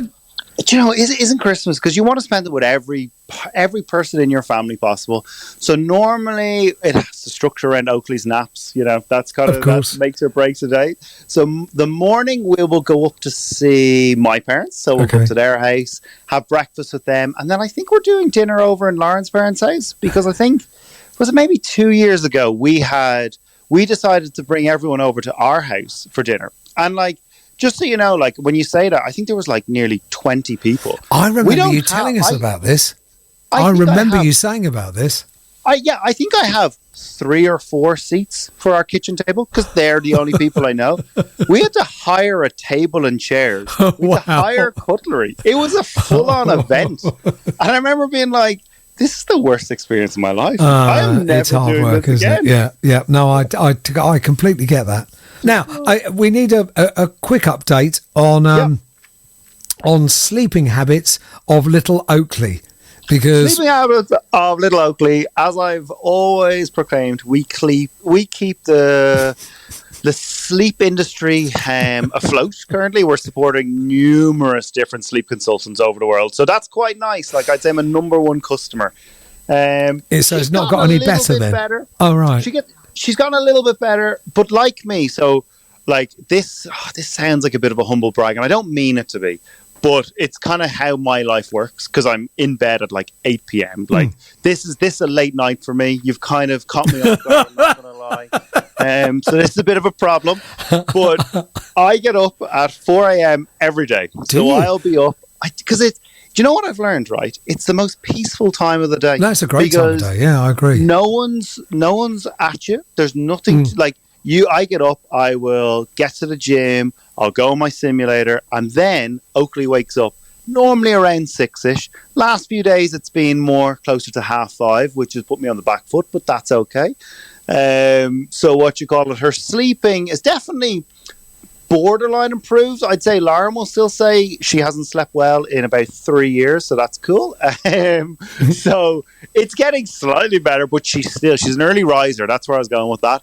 Like me, and the best part is, right, she'll wake up in the bed, she'll just shout, Dada, ball, Archie. So Archie's our dog. Obviously, she loves throwing the ball for Archie. So then we just have to go down and throw the ball for Archie. And I'd say even he's like, can I not just sleep? Can I not just lie in this bed? So then I've either to come back when I get back from the gym or back from the simulator, then back onto Oakley duties. So it's getting better.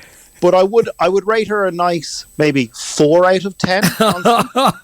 Like, there is a lot of room for improvement. She does close her eyes at certain times, but a 4 is probably a sufficient rating. So have you tried stopping her from having naps during the day? Oh, it'd be like trying to keep a wild bobcat in your house if she didn't have a nap.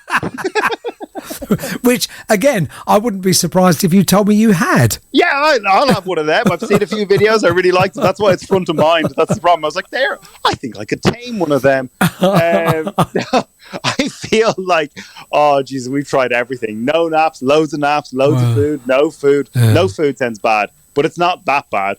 But no, for whatever reason, I think she just doesn't like sleep. And I I'm hoping that, I think at one point she's going to have a brother or a sister. And maybe when she does, maybe that child will just be out cold all the time. Like, maybe this is her just being like, oh, I'm very spirited. That's what I describe her as when people ask me what she's like, spirited. She's she's good spirit in her, that child. I've got an idea for you, Aaron. So if you've been told that you can enjoy those young years of your offspring for 6 years, if she's going to have a little brother and sister, why not plan it for about 5.5? Oh, like, I understand, but then I'm pretty much serving a life sentence, because then it'll be another 5.5 years of not. So that's a good point. Yeah, do you know what I would say? I have a lot of respect for Ashton's idea. There's 2 kids coming very quickly, very close. Yeah. I think Sonny will have a brother or sister in, is it April? Which is really cool. It's really soon. So maybe, it's already chaos. What's an extra one into the chaos? Do you know? just keep adding to the chaos. Why not? Maybe a small army, but no, I don't know. It's Oakley is she's a character, but I guess she gets it from me and Lauren, so I wouldn't expect anything else. Has she got something very special for Christmas? So, obviously, Santa's been very good. Now, we've been in close contact about it. Of course. Yeah. So, this sounds like such a weird thing, but we've gotten her a mini kitchenette. Okay, no. Do you know what I've learned, right? That's a great idea. She loves doing and it has running water. So, this is really cool. So, it's going to be an absolute scene. But, she loves little jobs. Like, if you're like, oh, will you wash that fruit or will you cut that up? She loves doing stuff like this. So, she has a kitchenette turning up, which I think is very quaint. That's great. That's old school. It is cool. So I'll be finishing off Santa's work on Christmas Eve. Of course. Hopefully pre 8 p.m. because I'll need to get to bed. So that is the plan. So she's a few cool things like that. Like, both sides of my family and Lauren's family will probably spoil her with everything that they shouldn't. So I feel we've gone down the very this is good. This is good learning. You can learn how to clean up after yourself. It reminds me. So we used to have a little tent when I was little, and we used to set the tent up in the back garden. Cool. Okay. That was okay. But the one thing that I wanted to be an adult in my own little house in the tent was a tea set. So I had my own little tea set. That was a lovely thing. My mum used to put water in it, so I could only pour out water. But what you've done for little Oakley is an old school present, that is. 100%. Yeah. I feel she'll love all those little gadgets and the taps running so she can wash her hands. And I think it's cool. As you said, it's one of your fondest memories, so why wouldn't she get one? Yeah, it's true. That will be, we've moved everything around the kitchen. We have the location of it picked out. So that will be entertaining in itself. It's going to be cool. It's going to be a scene on Christmas morning when there's water everywhere. But at the same of course time, there will be. It is what it is. So I'm looking forward to it. Fantastic. Well, that's all things being well with Santa's journey around the world, of course. So he's going to be flat out. He's busy as you. I'm not going to lie. Always busy. I would say he's a sunshine trip booked for the 26th onwards. So I reckon he probably has. Aaron, it's always an absolute joy to speak to you. Before I go, I want to say a huge thank you to you, Otto Glim, and everyone for actually putting these on all year. I know it's an enormous amount of work. You do an incredible job, and I actually just love being a part of it. So genuinely, thank you. Thank you. I listen back to these. I think it's always a privilege when I get a text from you asking to come on. So I truly mean it. You've done a great job. So thank you so much for having me back on. It's a feel-good show with a feel-good bloke. And we thank you very much for you being that feel good bloke. Thank you, Aaron, and I hope you and the family have a lovely Christmas, absolutely magical time. Hope little Oakley gets a bit of sleep on Christmas Eve, so that the kitchen can be delivered. And we'll see. It'll be the new season before we know it, you know. So back with a vengeance. Back with a vengeance. So I'll see you very, very soon indeed. But thank you for joining us on the show tonight. Likewise, and have a great Christmas break as well. Top man. Thank you very much indeed. Aaron Taylor-Smith, happiest man in the world, here on Autoglim Tinsel Top Tuesday.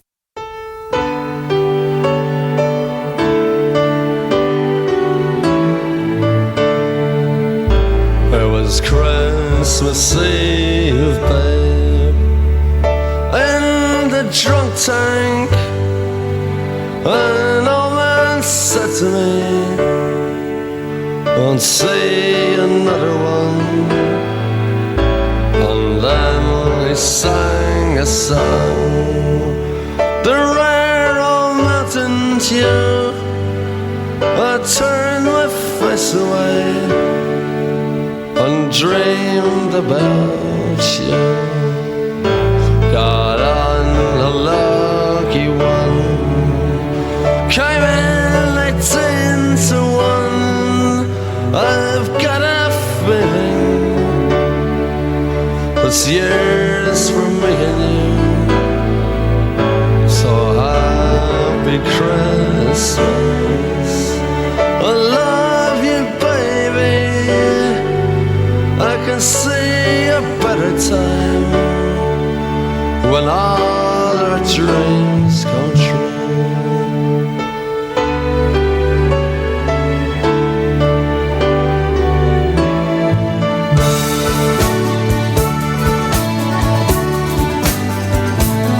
They got cars big as bars, they got rivers of gold, but the windows right through you, it's no place for the old. When you first took my hand on a cold Christmas Eve, you promised me Broadway was waiting for me. You were handsome, You were pretty queen of New York City. when the band finished playing, they held out for more. Sinatra was swinging, all the drunks they were singing. We kissed on a corner, then danced through the night.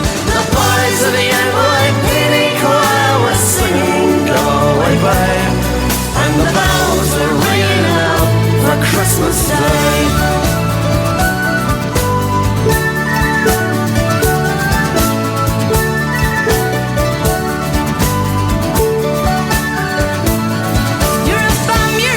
You're an old slut and junk lying there almost dead on a drip in that bed. You scumbag, you maggot, you cheap, lousy faggot. Happy Christmas, you're ours. I pray God it's our love. The boys of the NYPD choir still singing, "Go away, babe," and the bells are ringing out for Christmas Day.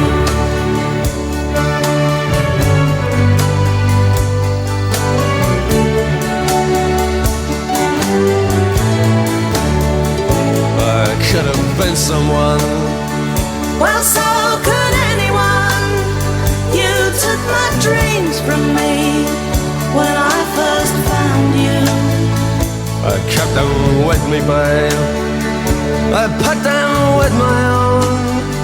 Can't make it all alone. I built my dreams around you. The boys of the NYPD choir still singing, "Go away, babe," and the bells are ringing out for Christmas Day.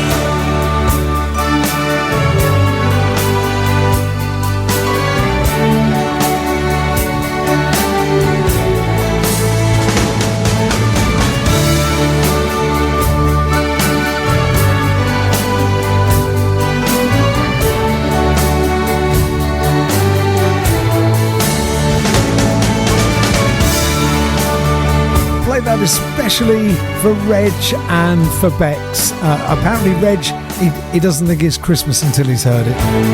So there you go. Happy Christmas to Reg and Bex. Great to have you listening. Dave Cox. Evening, Dave. Good evening, Mr. Hyde. Merry Christmas and a Happy New Year to you and all of the BTCC family. See you in the new season. Seems like it's taking ages. It always does, Dave. It always does. And Fiona has sent in a picture of Flossie the dog.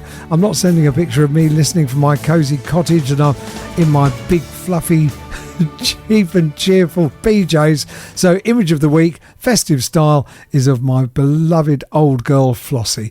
She wishes everyone a Merry Christmas and a great picture of Flossie the dog wearing a Santa hat, a multicoloured Santa hat. A super picture, Fiona. Thanks for writing in. And Josh Josh and Alice. Good evening, Alan. Hope you're keeping well since the end of the season. Me and Alice will be listening tonight, as always, with the rubbish week I've had. Oh, no. With a lorry hitting me on the motorway last week. It's nice to listen to you. I think you saw. Love to you all and wish you a great Christmas and a Happy New Year. Look at the poor car. Oh, no. Oh. And a replacement door. And it's the wrong colour. But written on it is I am blue. Meant to be blue. Oh, poor motor car. I hope you get it sorted soon, Josh and Alice. And I'm sorry to hear that. Hopefully we're cheering you up. Made a bit of a mess of it, didn't it? Goodness me. Not just on the back door, but on the front as well. I'm sorry about that. This is from Jamie. Hi, Jamie. Hi, Al. Hope you're fully recovered from your international adventures. What a year it's been with another fantastic season for BTCC with lots of close racing and great to see my good mate Huffy back. For me, it's been my busiest yet. 47 events taking me all over the UK, plus 2 trips to Spa. Fantastic, great circuit. 2025 is looking fantastic for me with another year on the radio mic in the pit lane again. My 10th year with the Fun Cup. You're doing well, Jamie. Super work. BTCC 25 is looking mega and great to see new names coming in and the likes of Darryl de Leon being recognised for his efforts this year with a BMW drive next year.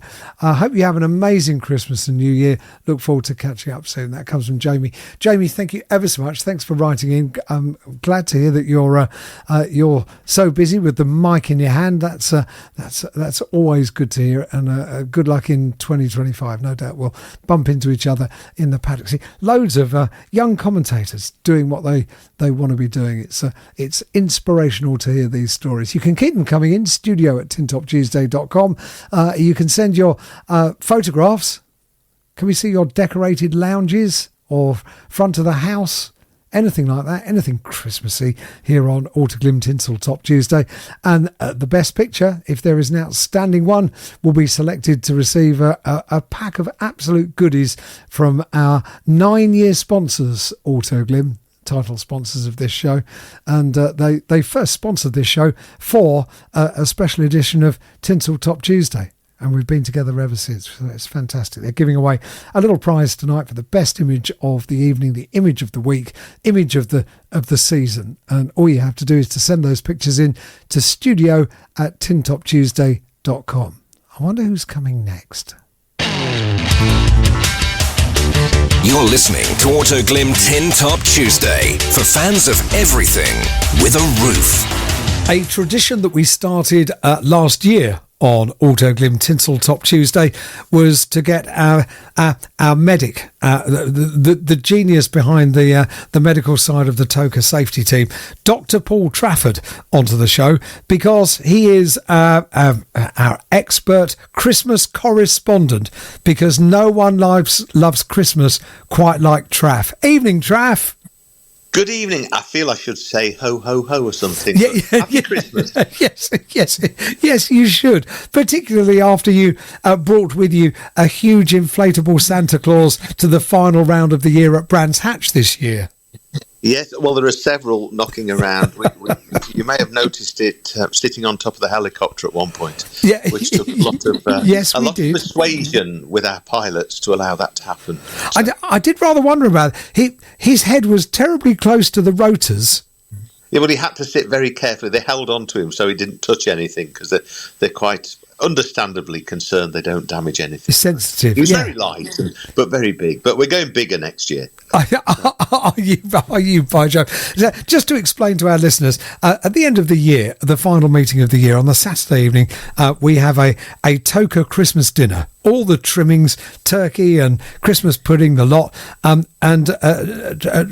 Traff is responsible for making it become Christmas. It's exciting, isn't it? It's great. It started because of COVID. It did, yeah. Because when COVID was at its height, we still carried on because it was being filmed, and the government wanted things to be filmed and shown to keep people happy. But the hotels had no facilities, so all the medics turned up. We sat in the hotel. There was no bar, no restaurant, no food. So the guys that do the catering at TOCA did us all Christmas dinner in Which little was boxes, brilliant. which was really good. Yeah. And we thought, well, we have to keep that going. So No, and it grows every year. I mean, it does. Alan Like, Gow. it's a bit worrying, really.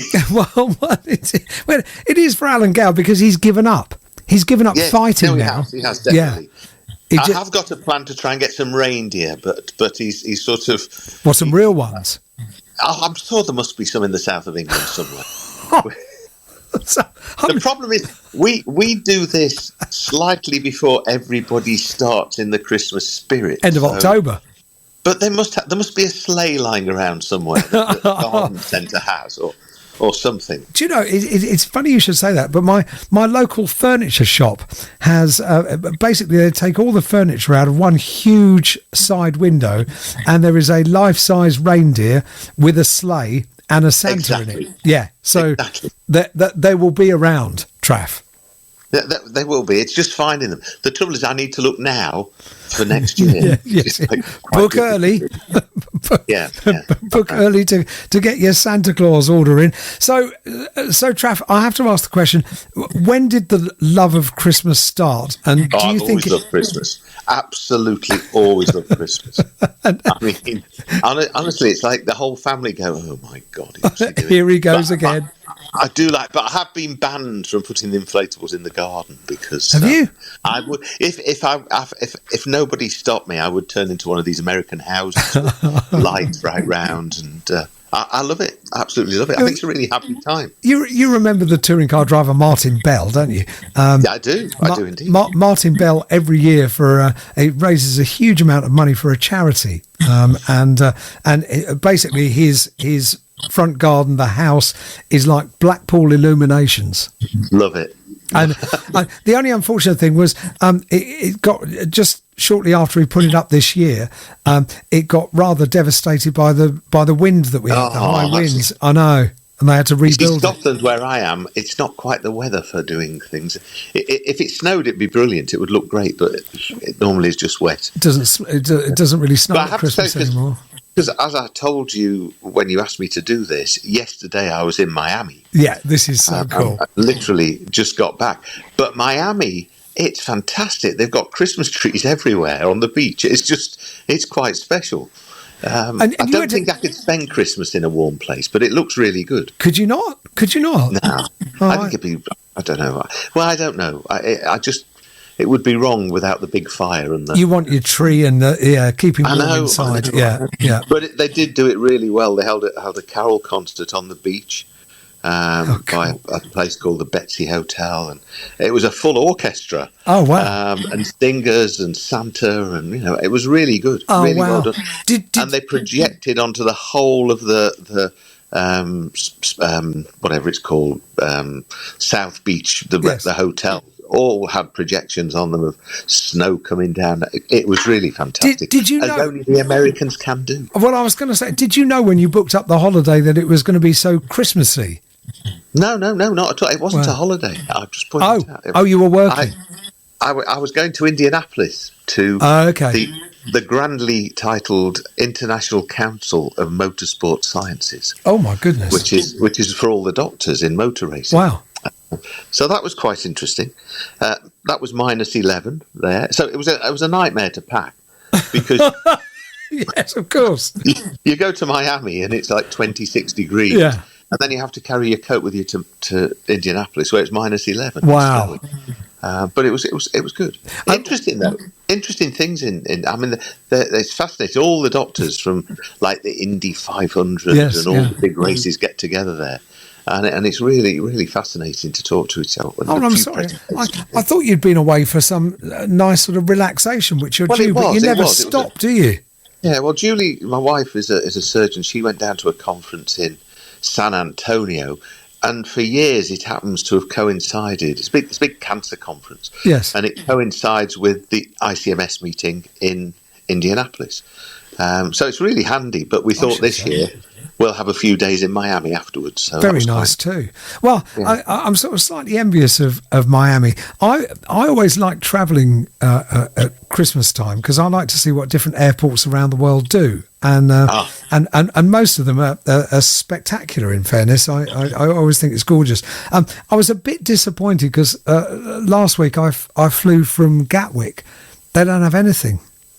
Really? Nothing at all. No tree. I mean, a couple of the shops and the pubs have put out their own decorations out the front, but there's no sort of centerpiece tree or anything like that. Bad, isn't it? Really These disappointing. did have a tree. Yeah, exactly.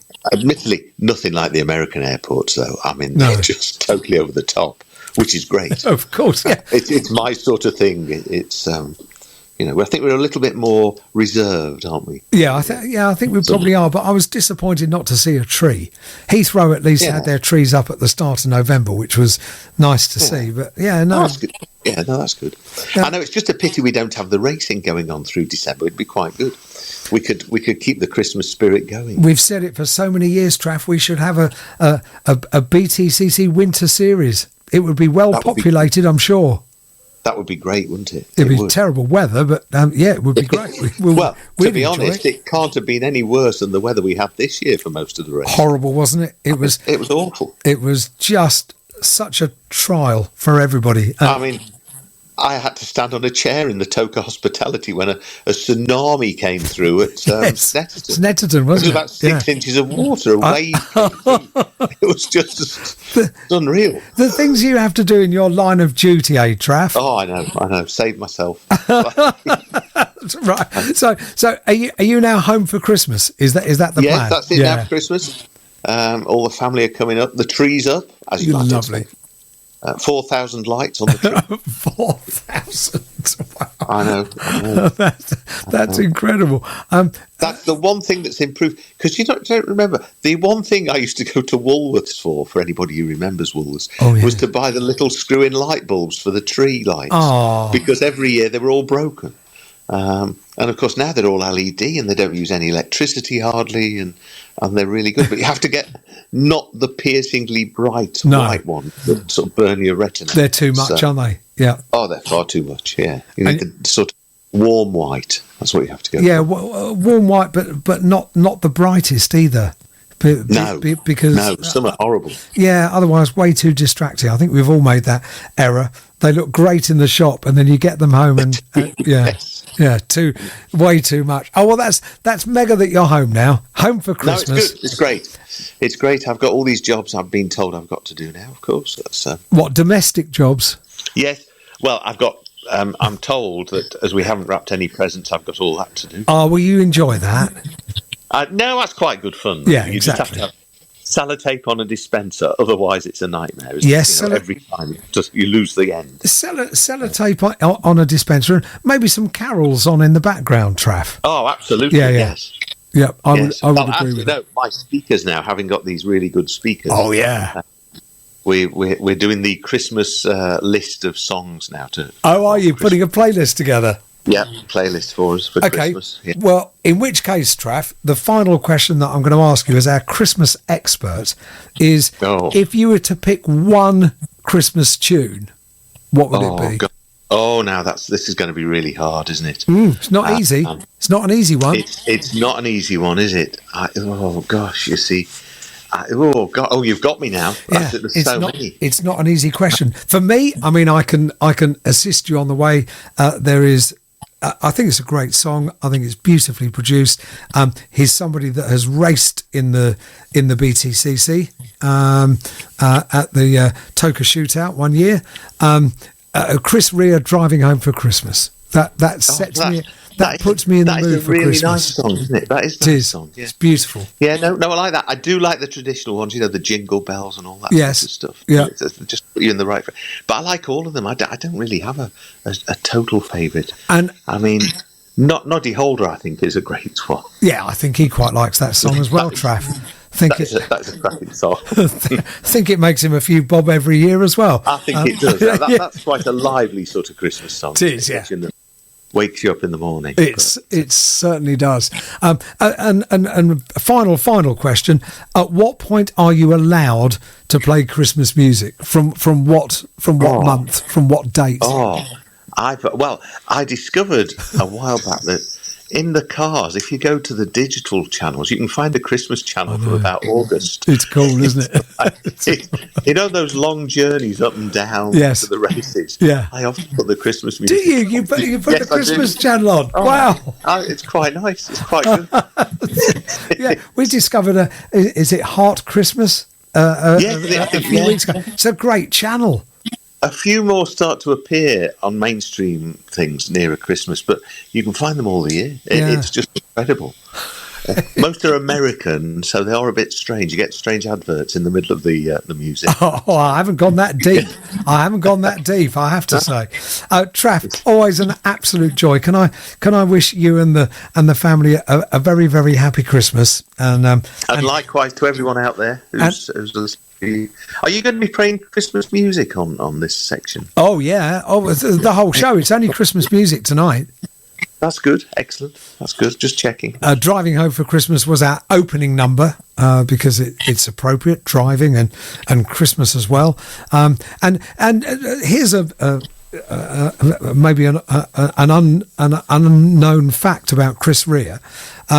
He when he got the entry into the Toka Shootout, the deal that he did with Alan Gow was that Alan Gow could use, in association with the BTCC, the song "Let's Dance" by Chris Rea in perpetuity.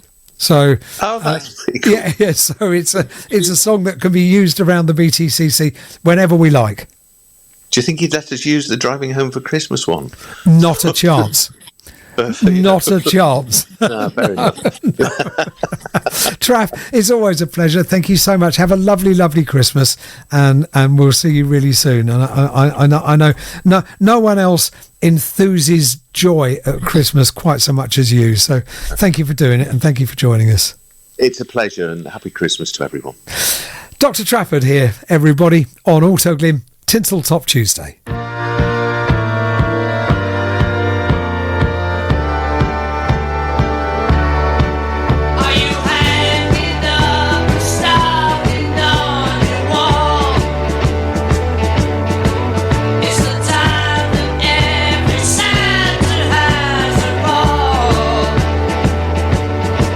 Does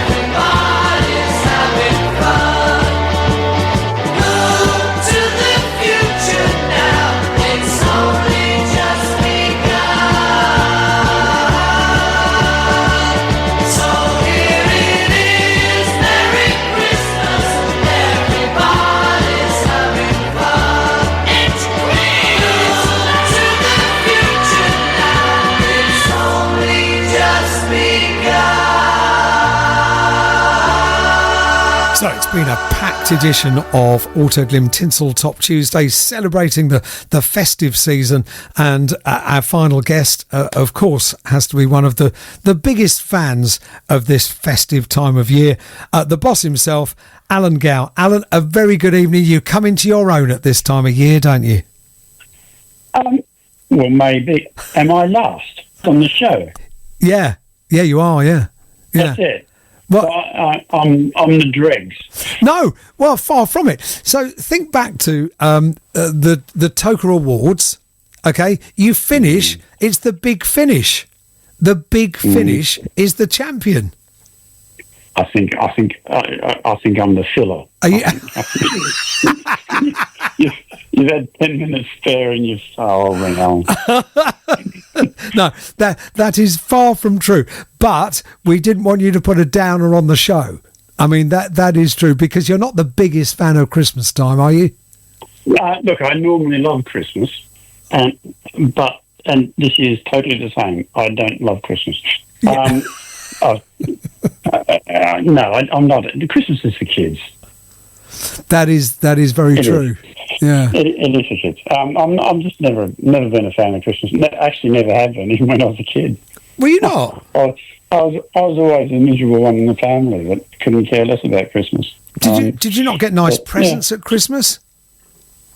Hey? Did you not get nice presents at Christmas? Well, I'd only get my violin out, but we were quite a poor family. We didn't do much for Christmas at all. Oh, did you not? We gave very, very modest presents to each other. I think I might have got a saucepan one day or something. So a lump of coal and a carrot. Well, in fairness, that's what I've told Daryl DeLeon he's getting this year, because he's had a good Christmas present. A lump of coal on a carrot? Yeah. No, and a carrot. I've never heard that saying before. No, well, back in the war days, Mr. Gow, that's what my mother used to get for Christmas.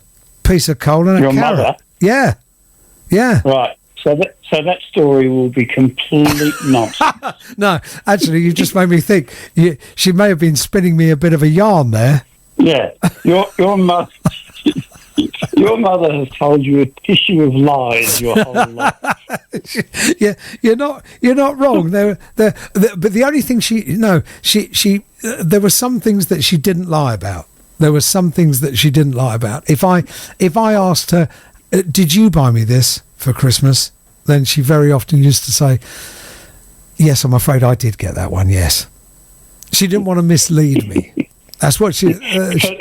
For the listeners that think I'm being very harsh about your mum, what they don't know is that for years you've been coming out with sayings or facts or whatever that your mum has always told you that have proven to be complete and utter nonsense. The first one that you discovered was when I was getting dressed for an awards dinner. Yeah, and you said you were in your dinner dress. Yeah, well, I was told it was called dinner dress. I just believed that's what it was called. I thought you'd become transvestite when you said you were in your dinner dress. and the other one was live blood. When your eye twitches. Live blood, and you said that. Didn't you say that to a doctor? You think you've got live blood? It was a nurse.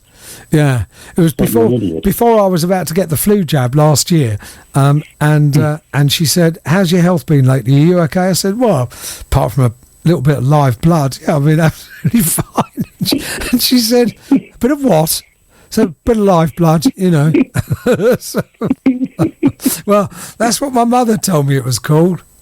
I said, "Is that not a thing then?" She said, "No, it's not a thing. No." Definitely not. So Mr. Gow, so a few announcements lately. All of this has been nothing to do with the BTC. No, a few announcements. We've had driver moves. Adam Morgan going off to driving a Hyundai. We've got Daryl DeLeon and a BMW. We've got Max Hall coming into the championship. Driver announcements used to be sort of January time, but they get announced sort of right the way from the end of the season now. Well, look, there used to be, back in the old days, driver announcements used to be at our media launch. Usually a few weeks before the first race. And that was the days before social media and everything else. And then a lot of them started doing it at the Autosport show. Yeah. But of course, since then, social media's come into it. The Autosport show is not what it once was. So hardly anyone announces them. And people use social media to announce their sponsorship and drivers when it suits them, rather than having to try and funnel it all into one narrow time zone. So, it's nice. Or time band. So it is good because you get a flow of them over the course of a couple of months or 3 months or something, and you get a few before Christmas, a few in January, a few in February. You'll always get ones that happen 1 or 2 days before the media day as well. So it's nice for it to be spread out over a period of time rather than just being concentrated into one time period. And something that came out tonight whilst chatting to Daryl DeLeon, because he was a driver who has used the sustainable the fuel that we'll be using for next year. I was absolutely fascinated when he said absolutely no difference in performance to the normal fuel that he would be using. That's a good test bed, isn't it? Oh, well, we knew that already, because it's been on the dynos of all the engine builders. They've all had the fuel and been testing the fuel all year, so we knew that it didn't have any performance differences. But of course, we just wanted to validate it by putting it in the car and make sure that it didn't have any other unforeseen differences. So we knew that, but yes, it's great validation for the fuel. The team that ran it didn't have any issues at all with any of the running of the car or the components or whatever. So, it was very successful, and that's why it gave us the confidence to tick that box and go forward with it. Really good. Honestly, we thought we were going to do it in 26, but it was so successful, we thought we'd bring it forward. Wow. Exciting stuff. Well, we wish you a very happy Christmas, Mr. Gow. And of course, over the next couple of months, we'll find out a little bit more about the driver movement and the market for what hopefully will be, as ever it is, another fabulous year of BTCC racing. So thank you for this year, as ever. Thank you for being a friend to the show on Autoglim Tin Top Tuesday.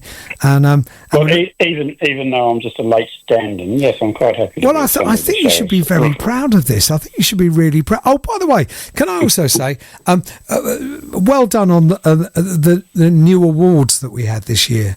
Because I've spoken to a couple of drivers tonight that they were delighted that they were maybe not winning an award, but certainly nominated. Aaron Taylor Smith and Daryl DeLeon kind of made their night, apparently. To hear that done so well. It was our first time we did it, as you know, but we can improve on that. There's a few ways we can tweak it and make it better. So I'm glad people appreciate it. And whilst you're on saying thank you for the year, I'll also do likewise. Thank you to all of our supporters, our great fans. We wouldn't be where we were without you.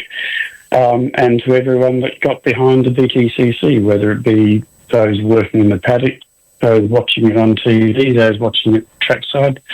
Thank you for your support. I guess a bit of it also to you, Lager, but begrudgingly. But yeah, just thank you to everyone for their great support of the BTCC, and it's with that support that makes the BTCC what it is. Without a lot of supporters, there's not much fun having going to race meetings with empty spectator banks and no atmosphere. So we saw what that was like in the COVID. So so thank you to everyone, and have a happy Christmas and a great New Year. You see, that's why we've kept you till last. That's what we wanted. That's the end of our show. You see, no one else could have finished it off quite like that. There you go. I'm sure plenty could have, but Merry Christmas to everyone. You're a top man. Mr. Gow, thank you very much indeed. Happy Christmas and a Happy New Year to you and to your family as well. And that is our final guest here on Autoglim Tinsel Top Tuesday.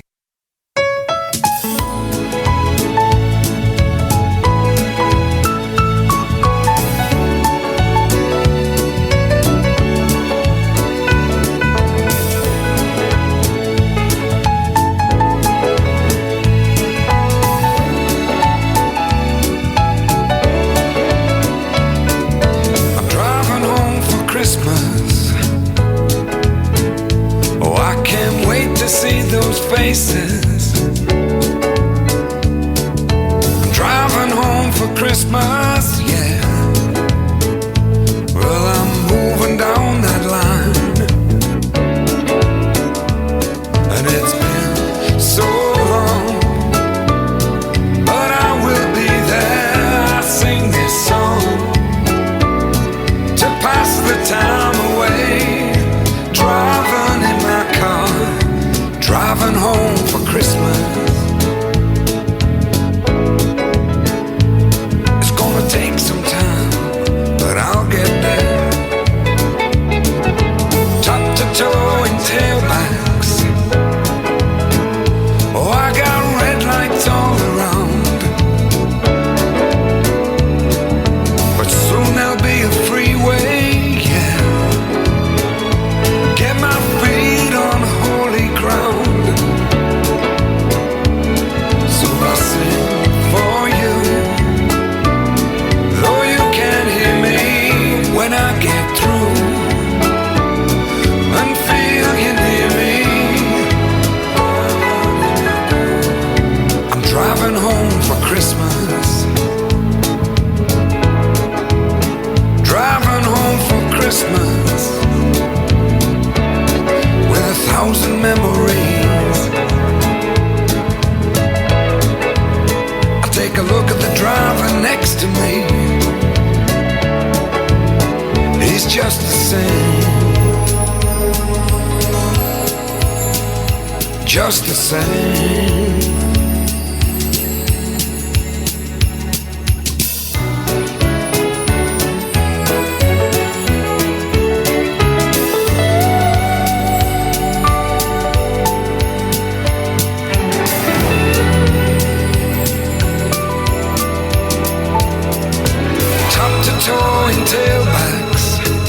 It was a feel-good show. I absolutely loved it. Thank you so much for all your messages and emails and photos. In fact, Divan has just sent in a few photographs of his decorations. They look absolutely stunning. He puts them all up really high so his dog can't destroy them. Divan, thank you very much. Thank you to everyone that wrote in.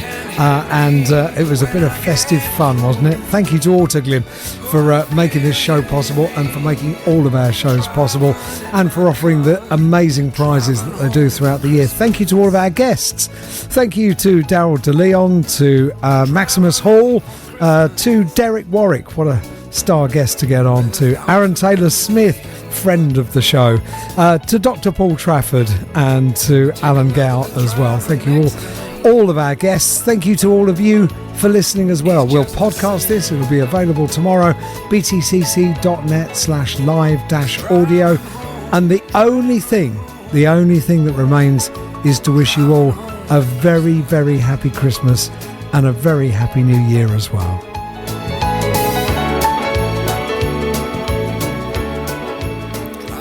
Night.